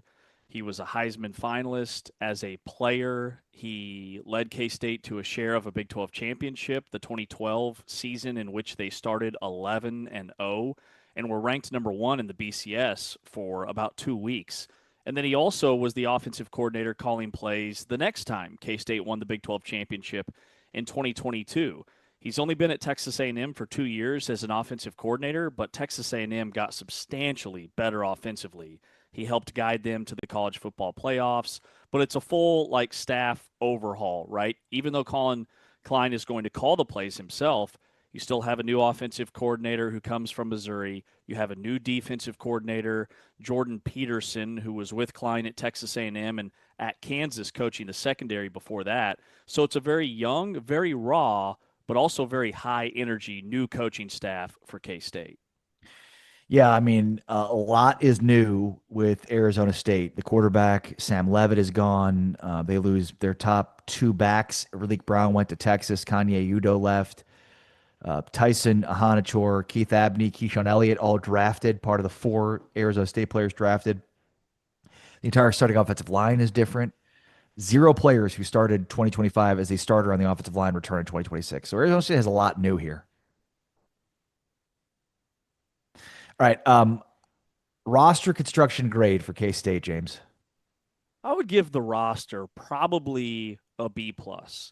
It's not quite A territory because of the guys you lost. You lose linebacker Austin Romaine in the portal. You lose your top 2 defensive linemen to the portal. But on the flip side, you lose Dylan Edwards to the portal, your star running back, even though he was hurt most of the year. The offense was just different when he was on the field. But a B+ is warranted because you retain your quarterback in Avery Johnson. You retain your top rusher in Joe Jackson. You retain your top offensive lineman in John Pastor. And then you bring in the Big 12 Defensive Freshman of the Year from Oklahoma State, Wendell Gregory.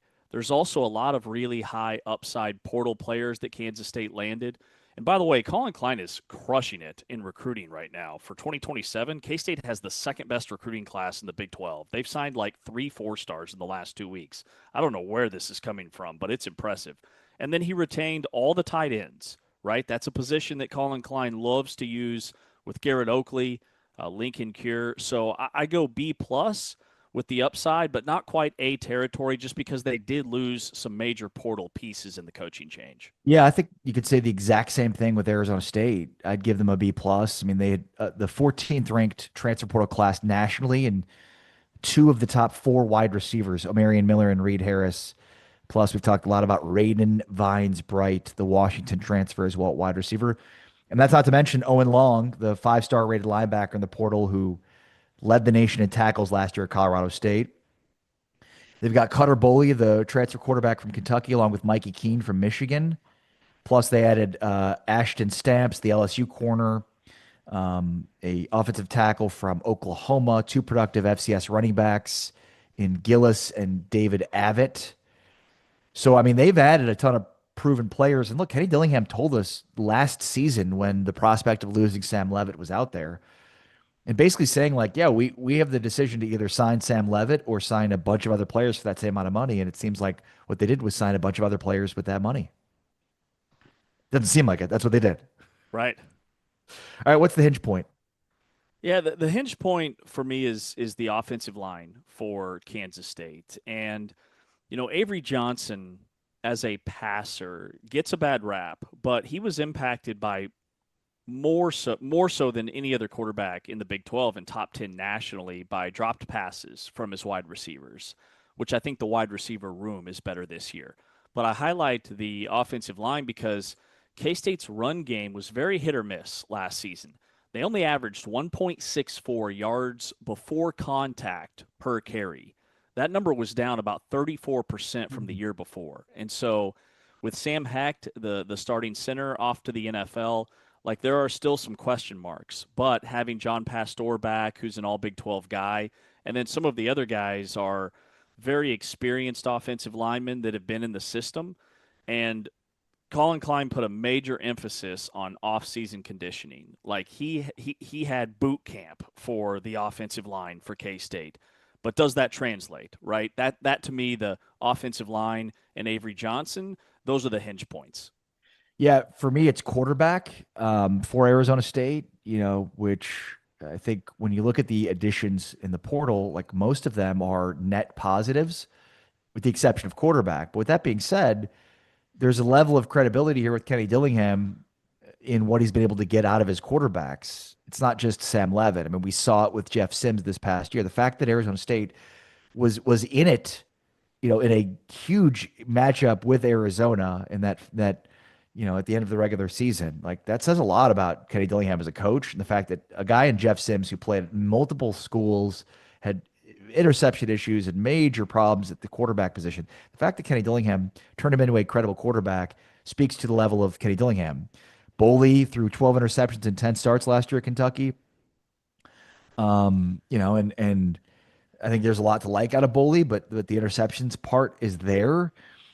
And yeah, I mean, if Boley wins the job and you put him in Marcus Arroyo's system with Kenny Dillingham, you're talking about the wide receiver talent that they have, the offensive firepower. It just feels like a much different system than what he had at Kentucky that led to 12 interceptions in 10 starts. But then also they've got Mikey Keene, and those guys are legitimately competing for the starting quarterback job heading into fall camp. Yeah, I read an article just this past week that Mikey Keene is pushing Cutter Boley to maybe be the starter. And remember, like Kenny Dillingham has known Mikey Keene since he was like 8 years old. There's a deep relationship and history there. And Mikey Keene was all-league quarterback at Fresno State and was very good. but he transferred to Michigan, and he was the backup at Michigan. And I think he went through some injury stuff too. So he's very much a forgotten guy that is definitely in the mix. Yeah, no, it's 100%. Like, I think you and I have both felt throughout this offseason that Boley's most likely going to be the guy, but in having conversations with Kenny Dillingham, it doesn't feel like he's leaning one way or the other. Should be really interesting, but they've got two guys competing for the job. And, and again, the fact that Kenny Dillingham's had the success he's had with the quarterback, carousel that he's had, because Levitt's dealt with injuries is a huge positive, obviously, for this season. All right, what's the one thing that could derail the season for K-State? Yeah, so there are some things that are concerning.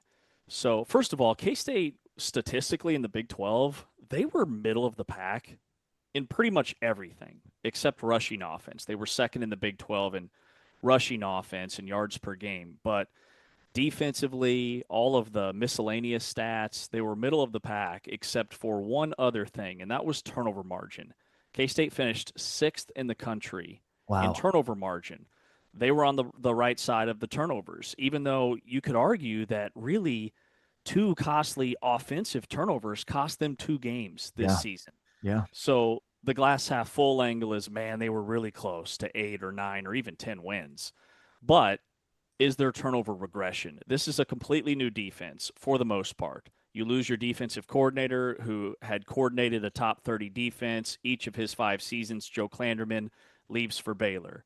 So with Patterson coming in, you're leaning very much on a young, green, inexperienced DC and a portal rebuild. I love the additions that they've made in the portal, guys that seem really good on paper and are explosive. But how does that all gel and come together is the number one red flag for me is the defensive side of the football.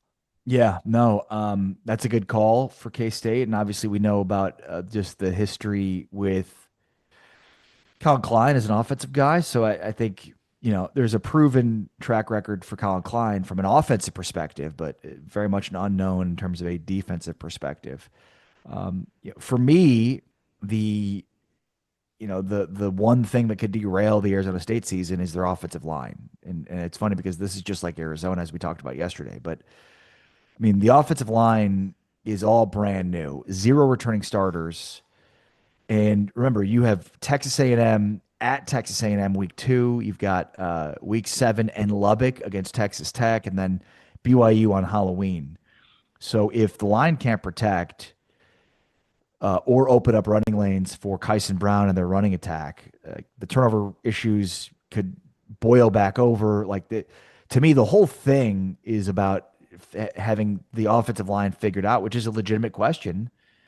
I think the offensive line at Arizona State last couple of years has been good, not great, but there's a threat here that you might not get to good this year because you've got a brand new offensive line. So that's the big risk, because none of this stuff we're talking about with Arizona State matters if they haven't shored up the offensive line, like with most teams. Yeah, very much so. And that's a concern I have with K-State too. But the more I look at K-State's offensive line, the more excited I get.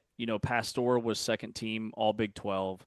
Tanner Morley is a guy that got hurt 4 games into last season, but had started those first 4 games and only allowed 1 sack in almost 400 snaps his first full season when he was at Colorado State before the injury. And then K-State brought in a center who chose K-State over NC State, UCF, and Houston, who only allowed 2 sacks in 600 pass blocking snaps, albeit in the MAC at Akron. And then their right guard was a backup last year, but he started the Utah game when K-State had a school record, 472 yards rushing. So there are some little things that make me think that K-State's going to be okay on the O-line. And I think, to your point, Arizona State has more holes to fill because of the guys they put in the NFL. All right, we're deciding on consensus for the 6th spot in the Big 12 in our preseason poll. In the consensus, we're looking at Utah, Arizona State, and Kansas State. We continue next. Do we have consensus? It's Big 12 Today with James Westling. I'm Ari Tepkin. We're presented by Modelo, heard on TuneIn and watched on Big 12 Studios. We got a 3-point game early on second half. Carr, count a body! He drives the closeout, and oh my goodness. Air Carr taking off. Look at how far he cocks the ball back. That's insane. Torrey turning the corner. Take a look at this, because I love the aggression from Torrey, but I also love what Cam Carr does. Protect the rim at a high level. Guard on guard action. I love it right there. Soccer and of course, Big 12 basketball. Check this out.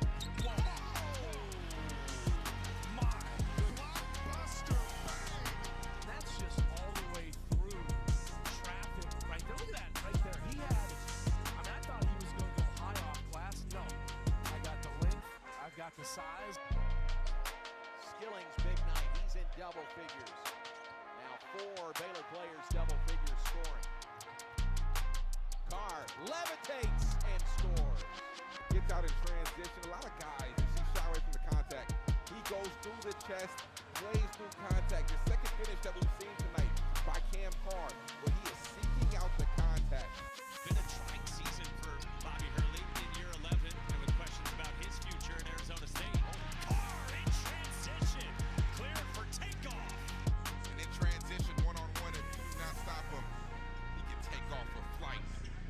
That's just a massive dunk right there. Carr has it. He's got some numbers here. Carr wants to take it to the rim, just kind of flips it up, and somehow it goes in. And coast to coast takes the contact there from Jones, wondering why it's not a foul. Then just able to use his athleticism, that balance, get all the way up on the other side and flip that in with his offhand. Senior out of Waco, and now steal. Agbin takes it away, up ahead. Oh, my! Cameron Carr with the thunder. Look at this one.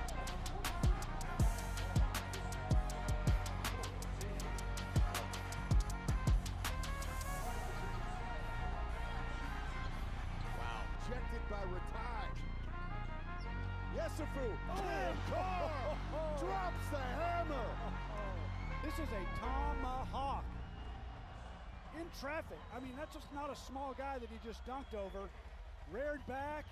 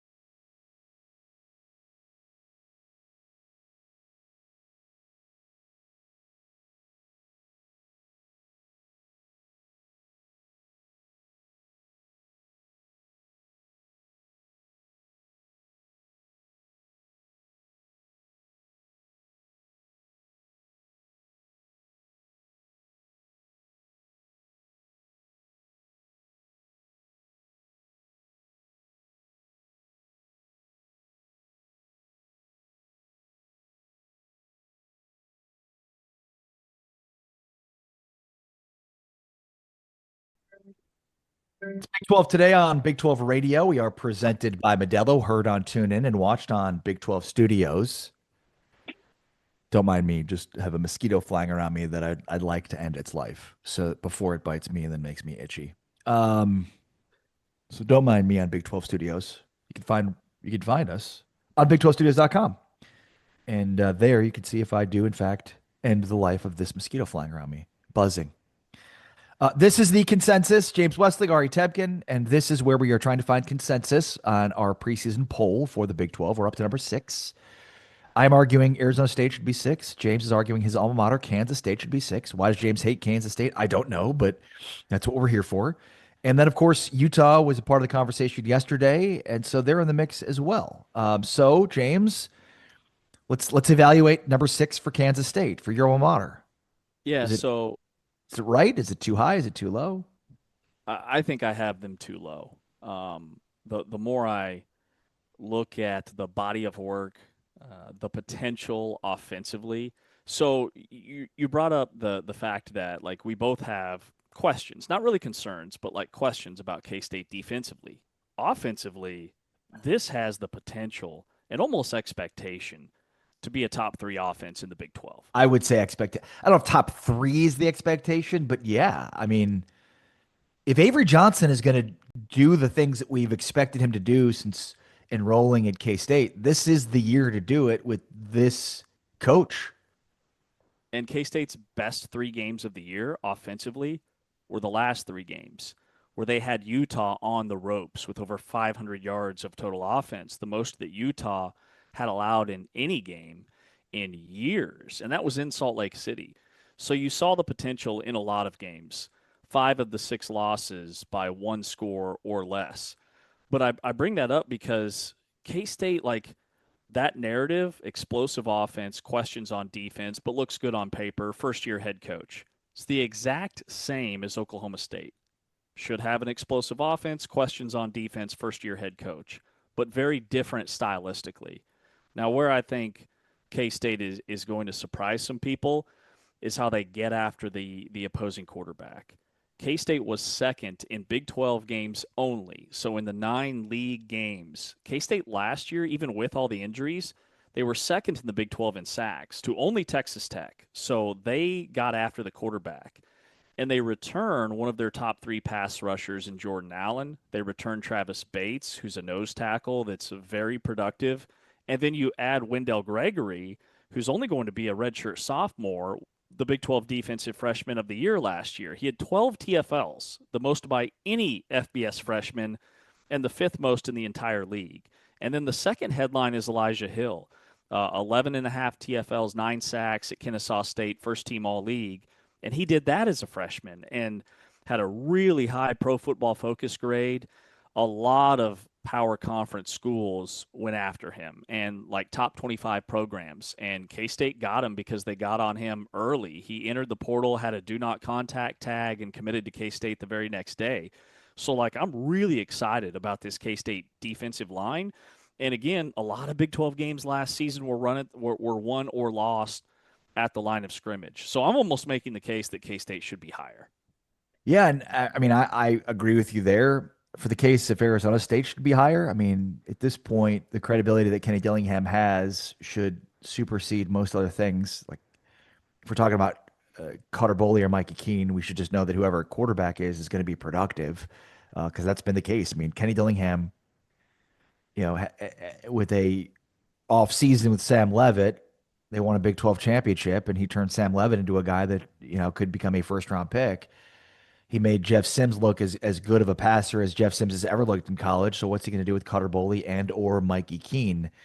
Also, the receiving room and the linebacking core are top 3 in the conference of their positions, regardless of who's throwing them the ball. So, you know, with the addition of Reed Harris, with the addition of Omarion Miller, with the addition of their linebacker, the number 1 linebacker in terms of tackles in college football, they've got the pieces to be significantly higher in the Big 12 than number 6.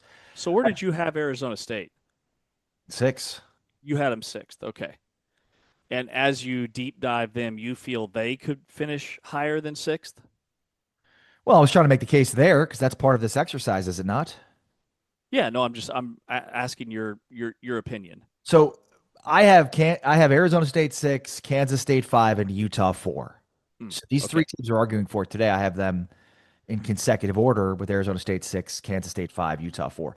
I'm with you. Like I think Kansas State should be higher than 6. And I'm not a Kansas State homer, as you know. I feel like this is really a discussion between Arizona State and Utah, especially after these last few days of the discussions we've had. I had Utah way too high initially. Steve Bartle from KSL Sports had Utah 3rd. Caught that, yeah.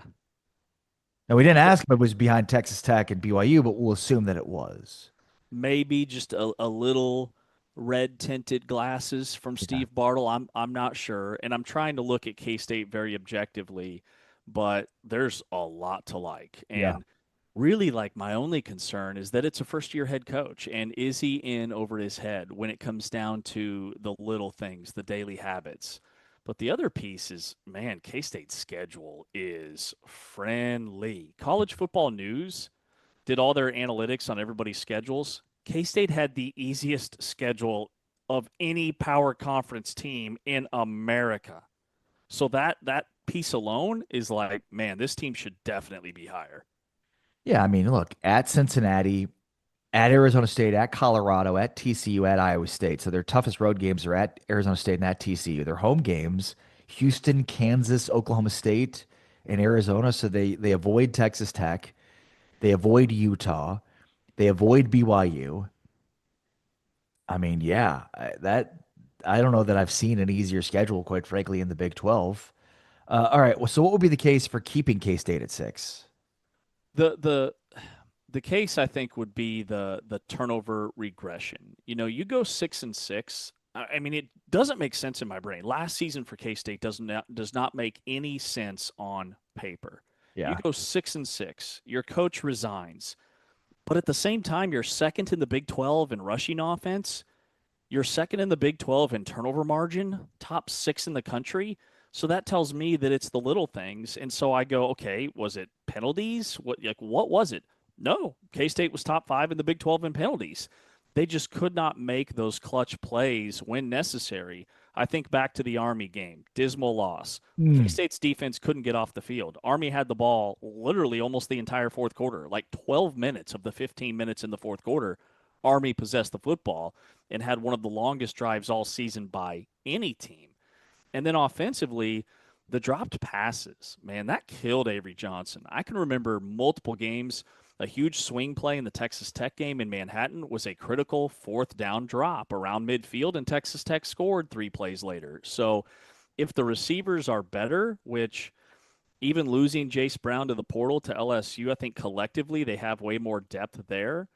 I don't see Avery Johnson turning the ball over. That hasn't been a problem for him, at least last season. You know, the problem was they couldn't uncork him in the ground game as a runner, but Colin Klein's going to fix that. Yeah, I agree. All right, so what's the ceiling? What's the floor for Kansas State? Man, the ceiling is a Big 12 championship game appearance. When you look at that schedule and you avoid Texas Tech, you avoid BYU, you have Houston and Arizona both at home. You don't play Utah this year. You should go 3-0 in the non-conference against Washington State and Tulane, both at home. And then Nicholls State is kind of your tune-up game week 1. At Cincinnati is, I think, the game that maybe we both identified as a major trap game for K-State early in the year. But then you have a bye, and you've got Houston and KU both coming to Manhattan. K-State has more home games than they do road games. I don't see a single game on K-State's schedule that you look at and you say, that is guaranteed a loss. Right. That's going to be. And how many games will they be favored in? I would think they're probably an underdog in like 2 road games. Probably at Arizona State, maybe at TCU, depending upon how their seasons go, only because it's on the road. So they should be favored in 10-2, and you're very much in the conversation for a Big 12 championship game appearance. Yeah, I mean, for Arizona State, I mean, I think their ceiling is, you know, Big 12 championship appearance, 10-11 wins. I think the floor, though, is probably 6-6. And that happens for 2 reasons. One, Boley or Mike Keene don't solidify the quarterback position. You know, the quarterback has a high turnover rate or is not productive enough. But their schedule is brutal. So as much as we've talked about, Utah having an easier schedule, Kansas State having an easier schedule. I mean, Arizona State plays at Texas A&M, then they go to London to play Kansas.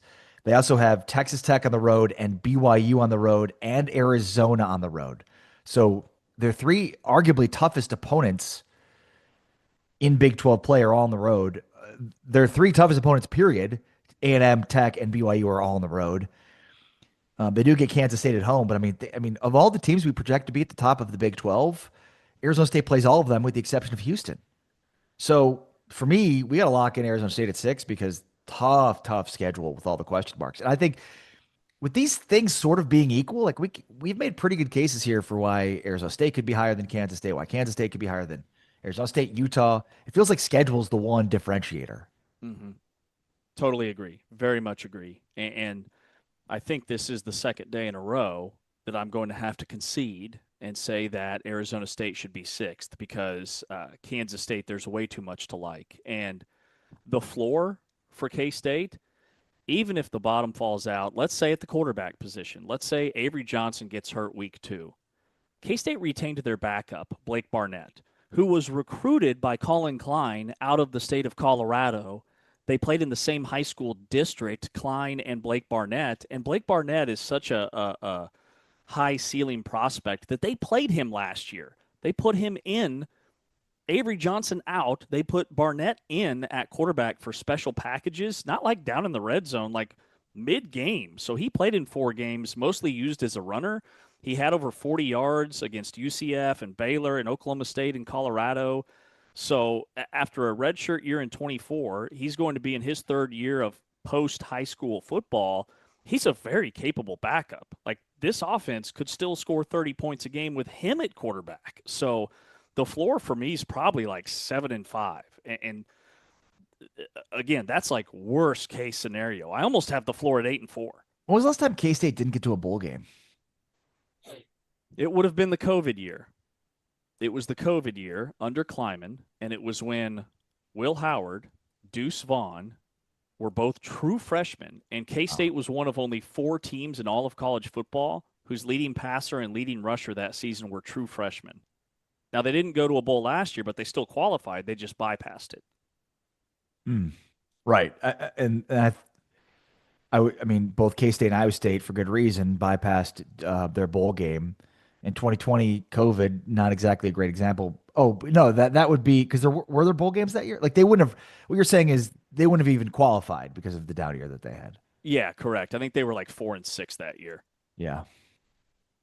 But I mean, that felt like extenuating circumstances from a standpoint of like they just don't miss the playoffs very much. Yep. And Skylar Thompson got hurt that year, which is why Will Howard was on the floor even to begin with. Yeah. They missed a bowl one other time in the last 2 decades, and that was Bill Snyder's last year in 2018. They went 5-8. So they're going to be a bowl team. There's absolutely no doubt in my mind, which is why I think worst case is 7 wins. All right, so we've reached consensus here. Arizona State at 6. So we now have Arizona State 6, Arizona at 7. I'm sure there would be a lot of Wildcat fans that are disgusted by that. But I think the secondary problems that Arizona has in terms of turning over, the turnover rate on the secondary is a big reason for that. And the fact that turnovers played such a crucial role in their defensive output. Oklahoma State at 8, TCU at 9, Colorado at 10, West Virginia 11, Baylor 12, UCF 13, Kansas 14, Iowa State 15, Cincinnati 16. All right, so we are into the top 5 now starting tomorrow. And I guess we'll argue for K-State, Utah. Do you have anybody else in the conversation that should be introduced here, James? Yeah. So if we're arguing 5th, I would like to bring Arizona to the table. Did we do Arizona yesterday? No, we've locked Arizona in. Who's left? BYU, Texas Tech, Houston, Utah, Kansas State, Arizona. Yeah, that's it. BYU, Texas Tech, Houston, Utah, Kansas State. Okay, so I feel like I've been really down on Utah. I had them 8th. I've argued them twice. I prefer not to argue them for 8th a third time. I will argue Utah tomorrow. I'm bringing it for Utah at 5. You bring it for Utah. And then you're going to argue Kansas State again? I can do Kansas State. or yeah, I think it would have to be, because we've got Arizona locked in and we've got Arizona State locked in, and then we're into top 3 territory, which we don't touch the top 3 until we're in the top 3. So, and I now know the one that you and I have the exact same. Houston at 3. Houston at 3. Okay, there it is. Yeah. So it's pretty universal. We can even lock in Houston to 3 right now, but we won't. We'll wait. All right. I'd like to revise my poll and put Kansas State at number 1. That's what I see from the Wildcats.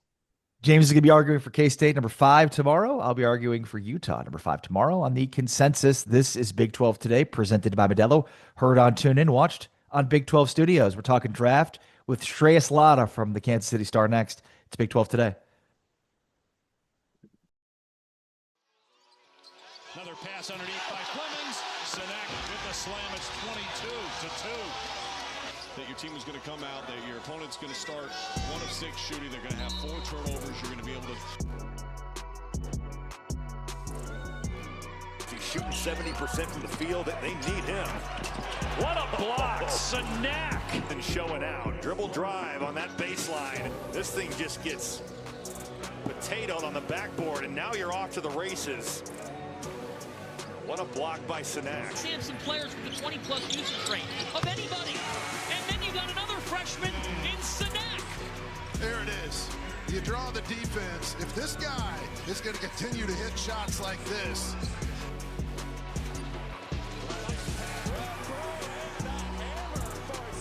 You don't get many easy baskets. It seems you got to relish it. How about the find off the left off the bounce? Big time delivery by the... Continuing to work on his three-point shot. Boy, nobody getting in front of Uzan. And Chris Sinek Jr. with another rebound, especially another offensive rebound. He's got 14 rebounds on the game. Michael Rataj was stopped. Sinek sent it back. Houston, you're probably going to get the ball put right back in your face. The Bears... Now they penetrate inside. Uzan. Sinek! Now he's starting to turn up the heat. Chris Sinek Jr. has arrived in Vegas. Right here.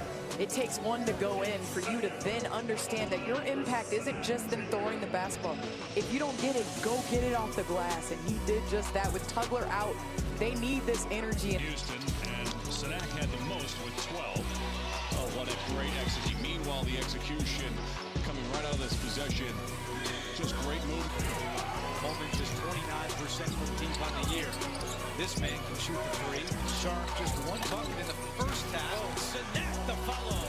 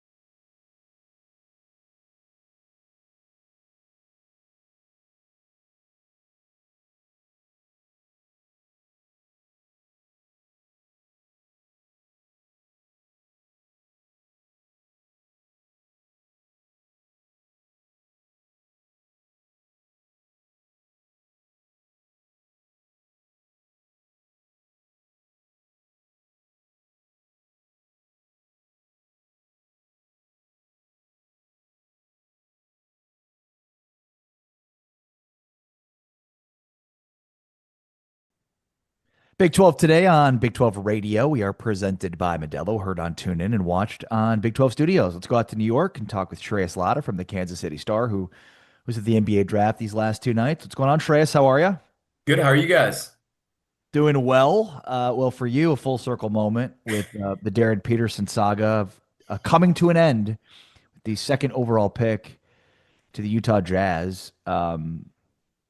Does this mean that this year was unsuccessful for him from the standpoint of he was expected to be number one? I think in some sense, yeah, right? I mean, he wanted to be number one. He clearly talked about it. He even said the maneuver of like only working out with Washington was kind of towards that thing. I will say, my colleague Sam McDowell wrote a really good column on this where he talked about how Utah might have been the best potential option for him. And in basketball sense, I completely agree. Like, I think he fits really well into Utah, but also market sense. I think Darren Peterson just needs somewhere he can go and play basketball, not get asked 10,000 questions about what happened this past year, not get bothered by the East Coast media. Not that I think DC has a big Wizards contingent or anything like that, but still, I like to think the East Coast media, in my time knowing the people on the East Coast, is a little tougher than anywhere in the Midwest or the West Coast. But I think, the fit makes sense. He has a chip on his shoulder like every other player does when they get snubbed. And he was happier on draft night than I think I've ever seen him in this past year. So happy for him. And what an interesting end to the saga. Yeah. Very well said. And speaking of interesting, is this a real thing? He has a brother that signed with the Rams after the NFL draft. So they're the first brothers to enter the NFL and NBA in the same year. Yeah, it's kind of insane, right? Like his dad has been like a big influence on his athletic journey. His high school coach told me he's kind of like Serena Williams' dad, without the, emotional abuse. But I guess they still had the same results, right? Like he has two sons that are pros now. So, I mean, that's pretty big time. But yeah, I mean, it's really cool. And I'm sure they'll have some crossover in some cities when they travel. Shreyas, what's interesting to me is the Big 12 has 9 picks in the first round, 13 overall, the most for any conference. The Big 12 also had 8 schools that had players selected about the NBA and the NFL draft. That includes Kansas. Like, what do you think the Big 12 talent level is right now relative to the rest of the country? I think it is the best, if not the second best in the country right now. I mean, I think the 12, those 9 first rounders that were picked, I think they were third most by any conference ever, which I think is incredible. And just think about the freshmen they had last year in the conference. They had Darren, they had AJ, they had Kingston, they had a bunch more that I'm not even remembering. And to me, that just tells you how talented this conference is, but also just how, you know, widespread the talent is. It's not just kind of going to 1 or 2 different teams. You're having 8 different teams or 9 different teams having talent in basketball and football. I think that says, the conference is at a point where they should be the leader in TV ratings and get more love, especially in the basketball sense. And football, like, it's just good to be up there with the big boys of the SEC and the Big Ten, in my mind, to have, some semblance of balance between the two sports. Shreyas, what was the biggest storyline in terms of surprises for you regarding the Big 12 and the guys that got taken and when they got taken? That's a great question. Trying to think what the biggest storyline. I mean, I think the Darren saga of whether he goes 1 or 2 was the lingering question, right? Like, he maneuvered himself to go out there and do everything he can. Ended up going 2. I think there was a lot out there that wasn't publicly correct. Like, his camp had told me, like, when the lottery had happened, that they felt like Washington was their best chance to go number 1. Which makes sense because there was this whole thing that Utah has some infatuation with AJ DeBonsa. I'm not going to deny that they definitely have some things, but I talked to people high up on the Utah side of things, and I asked him, like, blankly, like, how much does that connection matter? And he was like, they were like, it's not something we talk about in meetings. Everyone knows it. It's not like we're like, oh my God, Asia DeBonza went to the same college that half of us went to. I never felt like Darren was doing anything bad. And what I was told is he interviewed well with Utah. They really liked him. So I thought there was maybe an inkling of he could go one or two. I think that storyline and that kind of rivalry they have. I mean, they downplay it and they say it's not a rivalry, but they're going to be forever intertwined, and they have been since high school. And I think it's interesting because I mean, Darren has been the guy who's come out on top the 3 times they've played, not only in the wins column but also like play. Now they get to play against each other in Summer League, the first game. I think you're building up a lot of hype, and we certainly know it, guys. Kansas BYU fans, they're really passionate, and I think Darren endeared himself with a lot of the Kansas fan base. Maybe a little bit pandering there, but with how much he was, graciously thanking everybody. Yeah. What other observations did you have from the draft and just your experience in being there? It was just so much fun. I mean, like the chaos of draft night was something that I never really, expected. And just you meet so many people in the media space that you've kind of seen faces of, and you're like, oh, that person matches their Twitter Abby. Okay, that guy does not look like his Twitter Abby. He's been using outdated pics. Like, what are we doing here? But like it's one of those things that like the superstars of the college basketball and the NBA world and the media space are all there. And it's a place and time to be approachable and talk to people and do all these things. Um, I thought it was just really cool. I wish we had gotten more floor access during the actual draft itself, but just kind of getting out there and seeing this is where these guys' lives get changed forever. After the draft, they're so quick to pick up the things. Like within 15 minutes, they had disassembled like everything on the draft floor, which is something I did not quite understand. I was like, dang, I was hoping to get a picture, but it's okay. But it was just a great experience. And as a guy that grew up watching the NBA, loving the NBA draft, and just being in that space where, with Darren Peterson, candidly, like I don't think anyone has written more about him or covered him more, and getting to have that nice closure to that chapter, have that exclusive interview was a really kind of great feeling. And it was something one of my mentors told me is like, you have an opportunity to cover an all-world talent, Darren, take advantage of it. And for me, candidly, I felt like I did as all as I could this past year. And it was kind of nice in that sense to kind of see that chapter close in some ways. Yeah, I would man, agree with that, man. Great job. Yeah, really good point. It probably feels really good to have some closure, but also just to know that like you accepted that challenge and you crushed it. So, all right, with all your coverage, what was the like most fascinating fun fact outside of the fact that Darren Peterson has a brother? Did he give you like his top favorite movies? Whatever it may be. What stood out in kind of this journey with him and his camp? I think, this, like I mentioned this on another radio show in Utah yesterday. I think this Darren Peterson persona, like what's out there, so much of it is not true because his camp has done things that I don't necessarily think really reflect fully who Darren Peterson is. Like this ability to like be in this space where they go out there and do certain things. They don't let him talk. But when you actually talk to Darren Peterson, he's a pretty personable, charming guy. The times we talked to him in the season when he was going through everything he was going through, he did come off that way, but we talked to him like 3 times the entire season until the Big 12 tournament. And, so it was just one of those things that I feel like it was almost like an odds, kind of meeting where I felt like his camp didn't do him any favors in making him this personable, charming guy that I think he can be and has shown to be at the draft in the Big 12.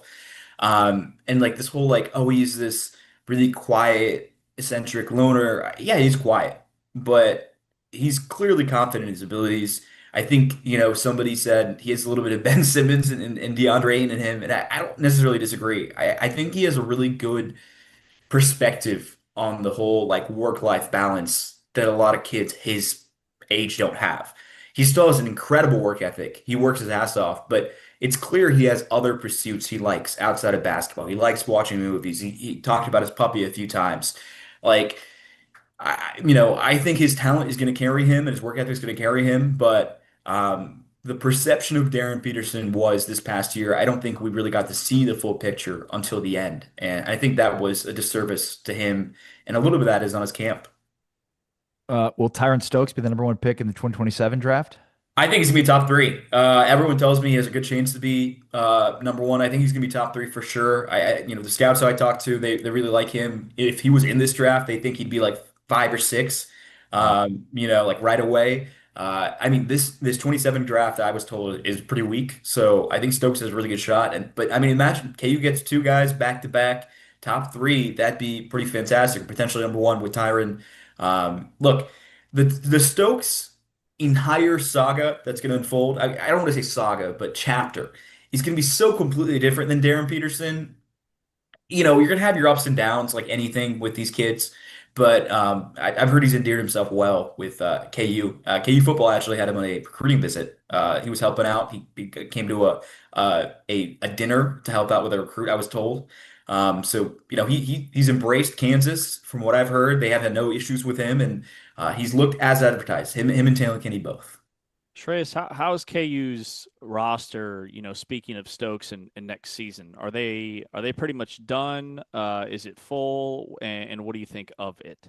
So I think for the most part, they're full. They have 2 roster spots available. They could pick up a big man because I know Christian Reeves is having surgery. He's not going to be back till like September-ish. I know they were talking to Malik Ewan. He told me that he'd been in touch with Bill. The only thing with that was he needs a waiver to play. He's one of those guys who I think a high school class of 2022.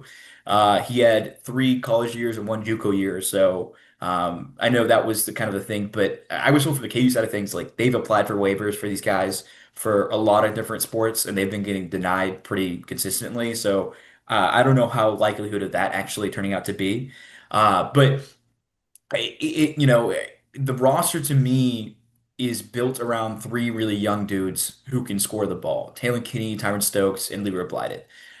They clearly said, while the world is going to zig, we're going to zag. Instead of spending big on big men, they said, we're going to bring back Paul Mbia, who showed some promise in a single tournament, and Christian Reeves, a guy who's a serviceable big man. And we're going to hope that 1 through 4 carry us on the offensive end and just have the big men do the dirty work. We'll see if it works because I haven't seen an iteration of Kansas basketball without a quality center there outside of, I guess, 1 year they played Cage Adams at the 5. But that worked for them because they had 3 basically NBA players in the lineup. So, look, I think they're like a top 15, top 10-ish team. But so much of it is dependent on how good Taylor Kinney looks, how good Leroy Blyden looks. Is the fall off from Flory to whoever the starter is big enough to impact their long-term aspirations? Well said. All right, before we let you go, one KU football question. Cole Ballard or Isaiah Marshall?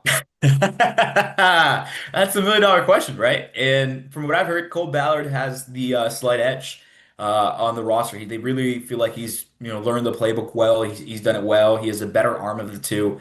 That being said, Isaiah's looked better than he did last fall. I was told he's definitely made strides. He has some in the room think he might have a higher ceiling with Andy Kotelnicki's system and his legs.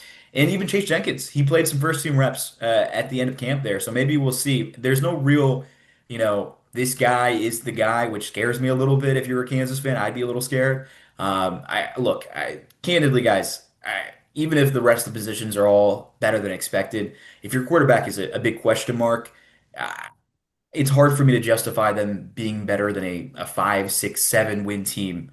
Right now, I think the floor is 4 and the ceiling is probably 7. I just think this is going to be a rebuilding year. Whoever's playing quarterback has never played quarterback full time before, outside of Chase Jenkins, I guess. But I don't expect him to win the battle. But right now, I think Cole Ballard has the edge. Let's see if it holds into fall camp. And whoever the quarterback is, Andy Kotelnicki is going to have something up his sleeve to make things easier. Well said. Shreyas Laddha, Kansas City Star. Shreyas, you're the best. Appreciate your time as always, man. Be well. Always. Pleasure. Thanks, guys. Thanks, Shreyas. Shreyas Laddha from the Kansas City Star did a great job in covering the Darren Peterson story all year, was really at the forefront of much of the reporting on it, and He was there in New York when Peterson was selected second overall by the Utah Jazz.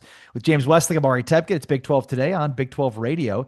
Texas Tech is added to the portal. Is it a quarterback? We'll tell you who next. Plus, Desmond Bain named the chief basketball officer for TCU, and Derek White was hired to a similar title. What does it mean, and how do they differ, and what's happening? It's Big 12 today on Big 12 Radio. It's his second three of the night. Oh! Koa Pete from the Raptors! What a pass and delivery against Condon at 6'11" there. Doesn't matter. Throw it up high. Koa Pete. Koa's a really talented freshman who's mature beyond his years. Rebound clawed down by Privas. On the head, Pete. Duck. How about the outlet pass? This is really the beginning of a very difficult even. Look at that gamble. Bring the house with you. Look, he just eyes them too. You know, winning games, going on the court, just giving my all to my teammates, to fans, and my coaches to, you know, bring wins. Just a winner, honestly. Gave it all to my teammates and, you know, just played really hard. You know, getting better each and every day, becoming the best version of myself and becoming the best team we can become. Pete's got 3 points and 3 rebounds.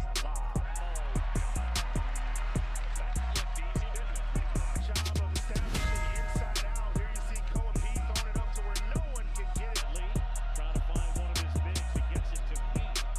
Pete off balance. Oh, what a shot. Thought did a great defensive job right here. Koa just gets it on the rim, and I know the crowd is beside themselves. Watch the concentration here of Arizona. Look at that interior defense. Koa Pete. So that Penn State game, obviously, guys don't want to find Buries the stuff. He makes plays now. He's done that a few times.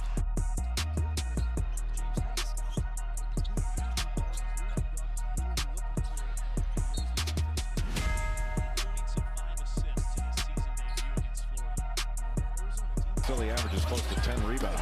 Boy, that was easy. That was pretty. Bradley to Pete. Here on the right side, there's Koa Pete. And that's awfully easy. Jordan Burks just lets him slip by.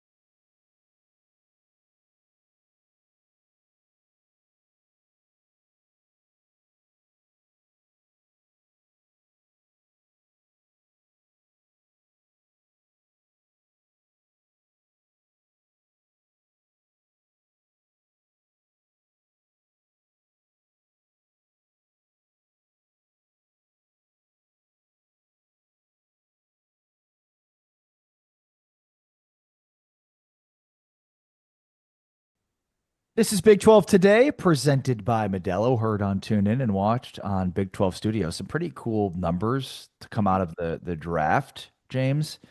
So there were 26 schools that had players selected in both the 2026 NFL and NBA drafts. 8 of those are Big 12 schools, which is more than the SEC, the ACC, and the Big 10. Texas Tech, Iowa State, Cincinnati, Baylor, BYU, Kansas, Houston, Arizona. Pretty incredible. Half of the league. Half of the league. And I believe Texas Tech was the only school that had a player selected in the first round of both drafts, with Christian Anderson in the NBA and David Bailey among many, many others in the NFL.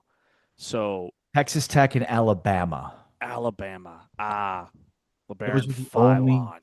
the only two to have first-round picks in the NFL and NBA draft. And who had the better season in both sports? Maybe not basketball. In fact, I think Alabama actually beat Texas Tech head-to-head in the NCAA tournament, if I remember right. But they were at half strength. Okay, JT Toppin, doesn't matter. True. So, no, that's awesome, man. I mean, it was really fun to see all those guys, and you know, if the SEC or the Big Ten led with the most draft picks in the NBA draft, that would be a national story.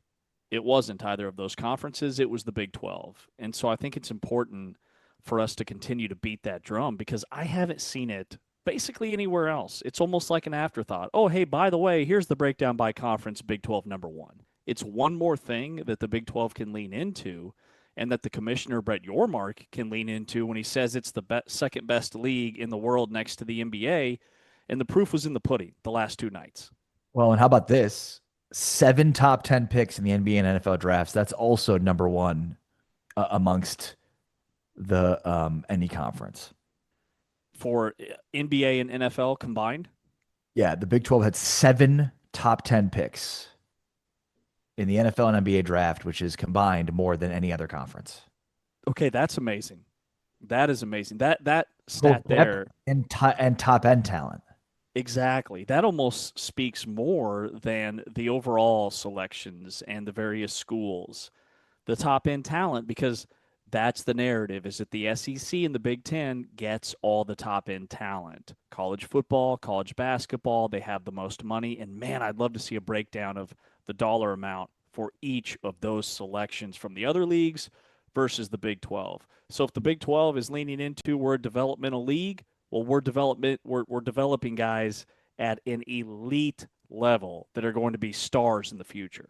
Yeah, I mean, I think the narrative here is, whether we're talking about depth, 8 teams, half the league having NFL and NBA players drafted in their draft, whether we're talking about top end talent. And remember, aside from basketball, which is obviously true here, the Big 12 is not recruiting at the same level as some of these other conferences in football.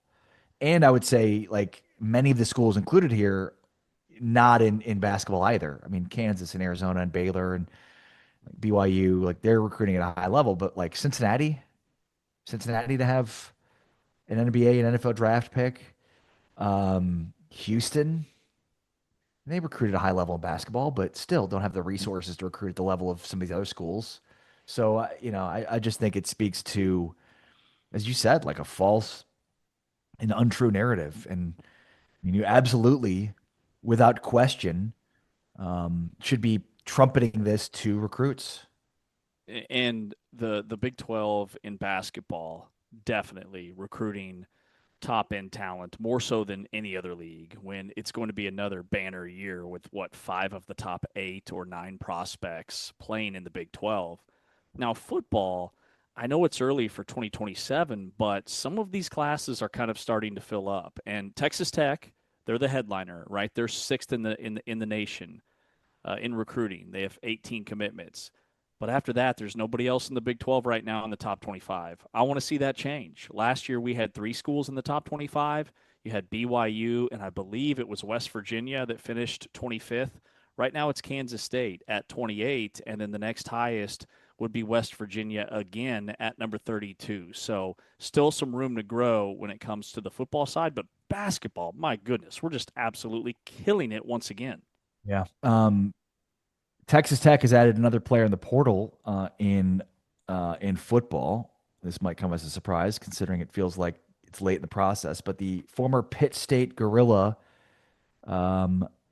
Jordan Rogers, a safety, is committed. He's a Division II All-American, finished 2025 with 85 tackles, 4 forced fumbles, 5 interceptions, 5 pass breakups.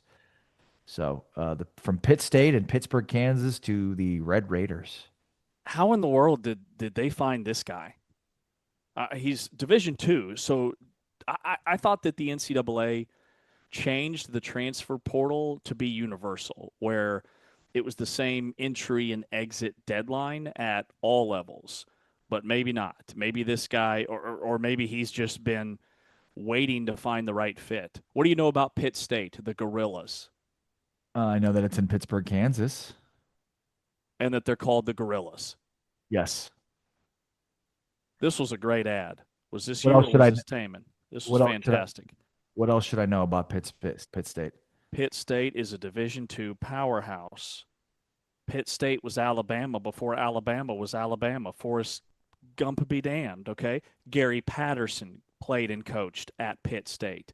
Dennis Franchione played and coached at Pitt State. Jerry Kill coached at Pitt State. Southeast Kansas, I've been to one game there way back in the day as a fan. They have a Jumbotron, which for 20 years ago, a Jumbotron in Division II was like AT&T Unheard of. Stadium here in Dallas. Nobody had that.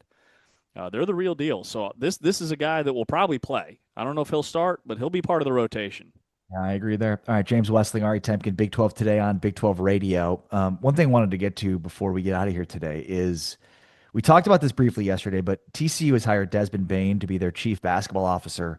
Derek White was also hired by Colorado for a similar role, but a different title. What's really interesting here is, when you look at like NBA and NFL front offices, they're pretty much all set up the same way. College athletics right now is building pro front offices at like a high speed. Like they are building the plane as they're flying it. And each of them are sort of making independent decisions instead of a central office to help figure out, how to sort of operate a front office. Now, what's interesting is, right. So like there's no commissioner, but maybe the leagues can do that. But the leagues have never really been in the business of telling schools, how to structure a front office. Now, I'm sure Brett Yormark could help with that if they asked. But there's just such a variety of how these front offices are set up. Like for instance, North Carolina has their GM Mike Lombardi, who makes $1.5 million annually. My guess is James Blanchard at Texas Tech is right around there. Meanwhile, at Indiana, they don't have a GM at all. They have a top front office executive who is an assistant athletic director for player personnel, and he's making $210,000. Georgia doesn't have a single GM either. They have multiple positions, including the director of football management. Virginia has a GM who holds the titles of deputy athletics director and chief strategy officer. So, and then there's Oklahoma State, who has Raj Murti as their GM, who's 24 years old and not making $1.5 million. That I can guarantee you. So and then of course there's the GM designation, which remember in pro sports, the GM is the head of the coach, is on, in the hierarchy. But in this case, the GM is working for the coach, and the coach has the hiring and firing ability of said GM. So it's weird. There's no consistent structure on all of this, James. And you've got basically different titles, different responsibilities at every school. And this is a trend with Bain and White just this week, where college hoops programs are now rating the NBA for front office names while those guys are still playing actively in the NBA. So it's not just boosters anymore. It's NBA All-Stars with big name credibility writing checks and taking positional titles. And we saw it with Damian Lillard at Weber State. Steph Curry is an assistant GM at Davidson. Trae Young is an assistant GM at Oklahoma. I think my favorite is Shaq, Shaquille O'Neal is the GM at Sacramento State. What? That's a real story. Shaquille O'Neal, is the general manager at Sacramento State. Because his son transferred to Sacramento State to play for, and this is like a full circle moment, Mike Bibby. Mike Bibby is the head coach at Sacramento State, got hired back in April. Shaq's son is playing for him. Wow. And Shaq actually says that, like, yeah, he does some stuff, for lack of a better term.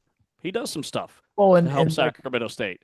Yeah, and in the case of, TCU hires Desmond Bain. Bain is going to be kind of like an ambassador, and it's a volunteer role. Like, they'll ask him to talk to players, they'll ask him to talk to prospective prospect. Like, in the case of Derek White, he's actually donating $2 million to their basketball program. $2 million, yes, like that's a fat check. And so, I mean, again, it just goes back to the idea of, like, even in the same role here, there's different expectations and responsibilities. You know, it's weird because it's almost like all of these roles are sort of created for certain people, as opposed to like identified roles that have existed for many years in pro sports. It's just a really interesting dynamic. I wonder too if it gives some programs a major advantage. I don't think I killed the mosquito, by the way. Still buzzing around. But I mean, it in some ways could give some schools an advantage if you're set up the right way, which right is very relative. Well, $2 million at Colorado, that will go a long way. I mean, $2 million at a program that, yes, they're a power conference program, but they don't have a substantial budget for basketball. That's two very quality players, maybe three. And remember when Bobby Hurley was on the hot seat at Arizona State? We were talking about James Harden and how much he loves Arizona State, and he was being very outspoken. And we looked up his career earnings, and we're like, James Harden could write a check, and they could get any coach in America. And we're actually seeing that start to happen. Right. And Harden wouldn't even feel it. Right. Oh, pennies. Wouldn't even register. Like, okay, so what's Derek White's career earnings? Derek White has earned approximately $106.3 million. And he's still a relatively, I wouldn't say young, but he still has plenty of years left in the NBA. Yeah, and if you just took half of that in those career earnings and just put half of that in the S&P 500, I mean, watch it grow by 10 to 20% every year. You know, I'm all about that S&P. All about it. the S&P. All about the S&P. All about it. It's Big 12 today on Big 12 Radio. We are presented by Modelo. We are heard on TuneIn and watched on Big 12 Studios. And probably a big reason why you need to maintain relationships with these players once they're out the door. Like, I don't know how Bill Self actually genuinely feels about Darren Peterson, but he hasn't said a negative word about him. In fact, he's only said positive things because at some point that could help him in the program if they're able to re-engage him. So it does sort of create a reasoning and rationale for why coaches – and look, coaches are going to support their former players for the most part, but in cases where they might not want to, they're incentivized to do so. Well, I know that, you know, Kansas State has remained in good standing with Dean Wade, who's the star of, you know, the NBA, wearing the Kansas State purple proud. Darren Peterson, Dean Wade. Big 12 today on Big 12 Radio, presented by Modelo. All right, thanks, of course, as always, to our great producers, Anthony Smith with Big 12 Studios, Taman T. Chains Turner with TuneIn. Thanks to James Westling. I'm Ari Tepkin. Big 12 today is back tomorrow, but for now we're out. Peace.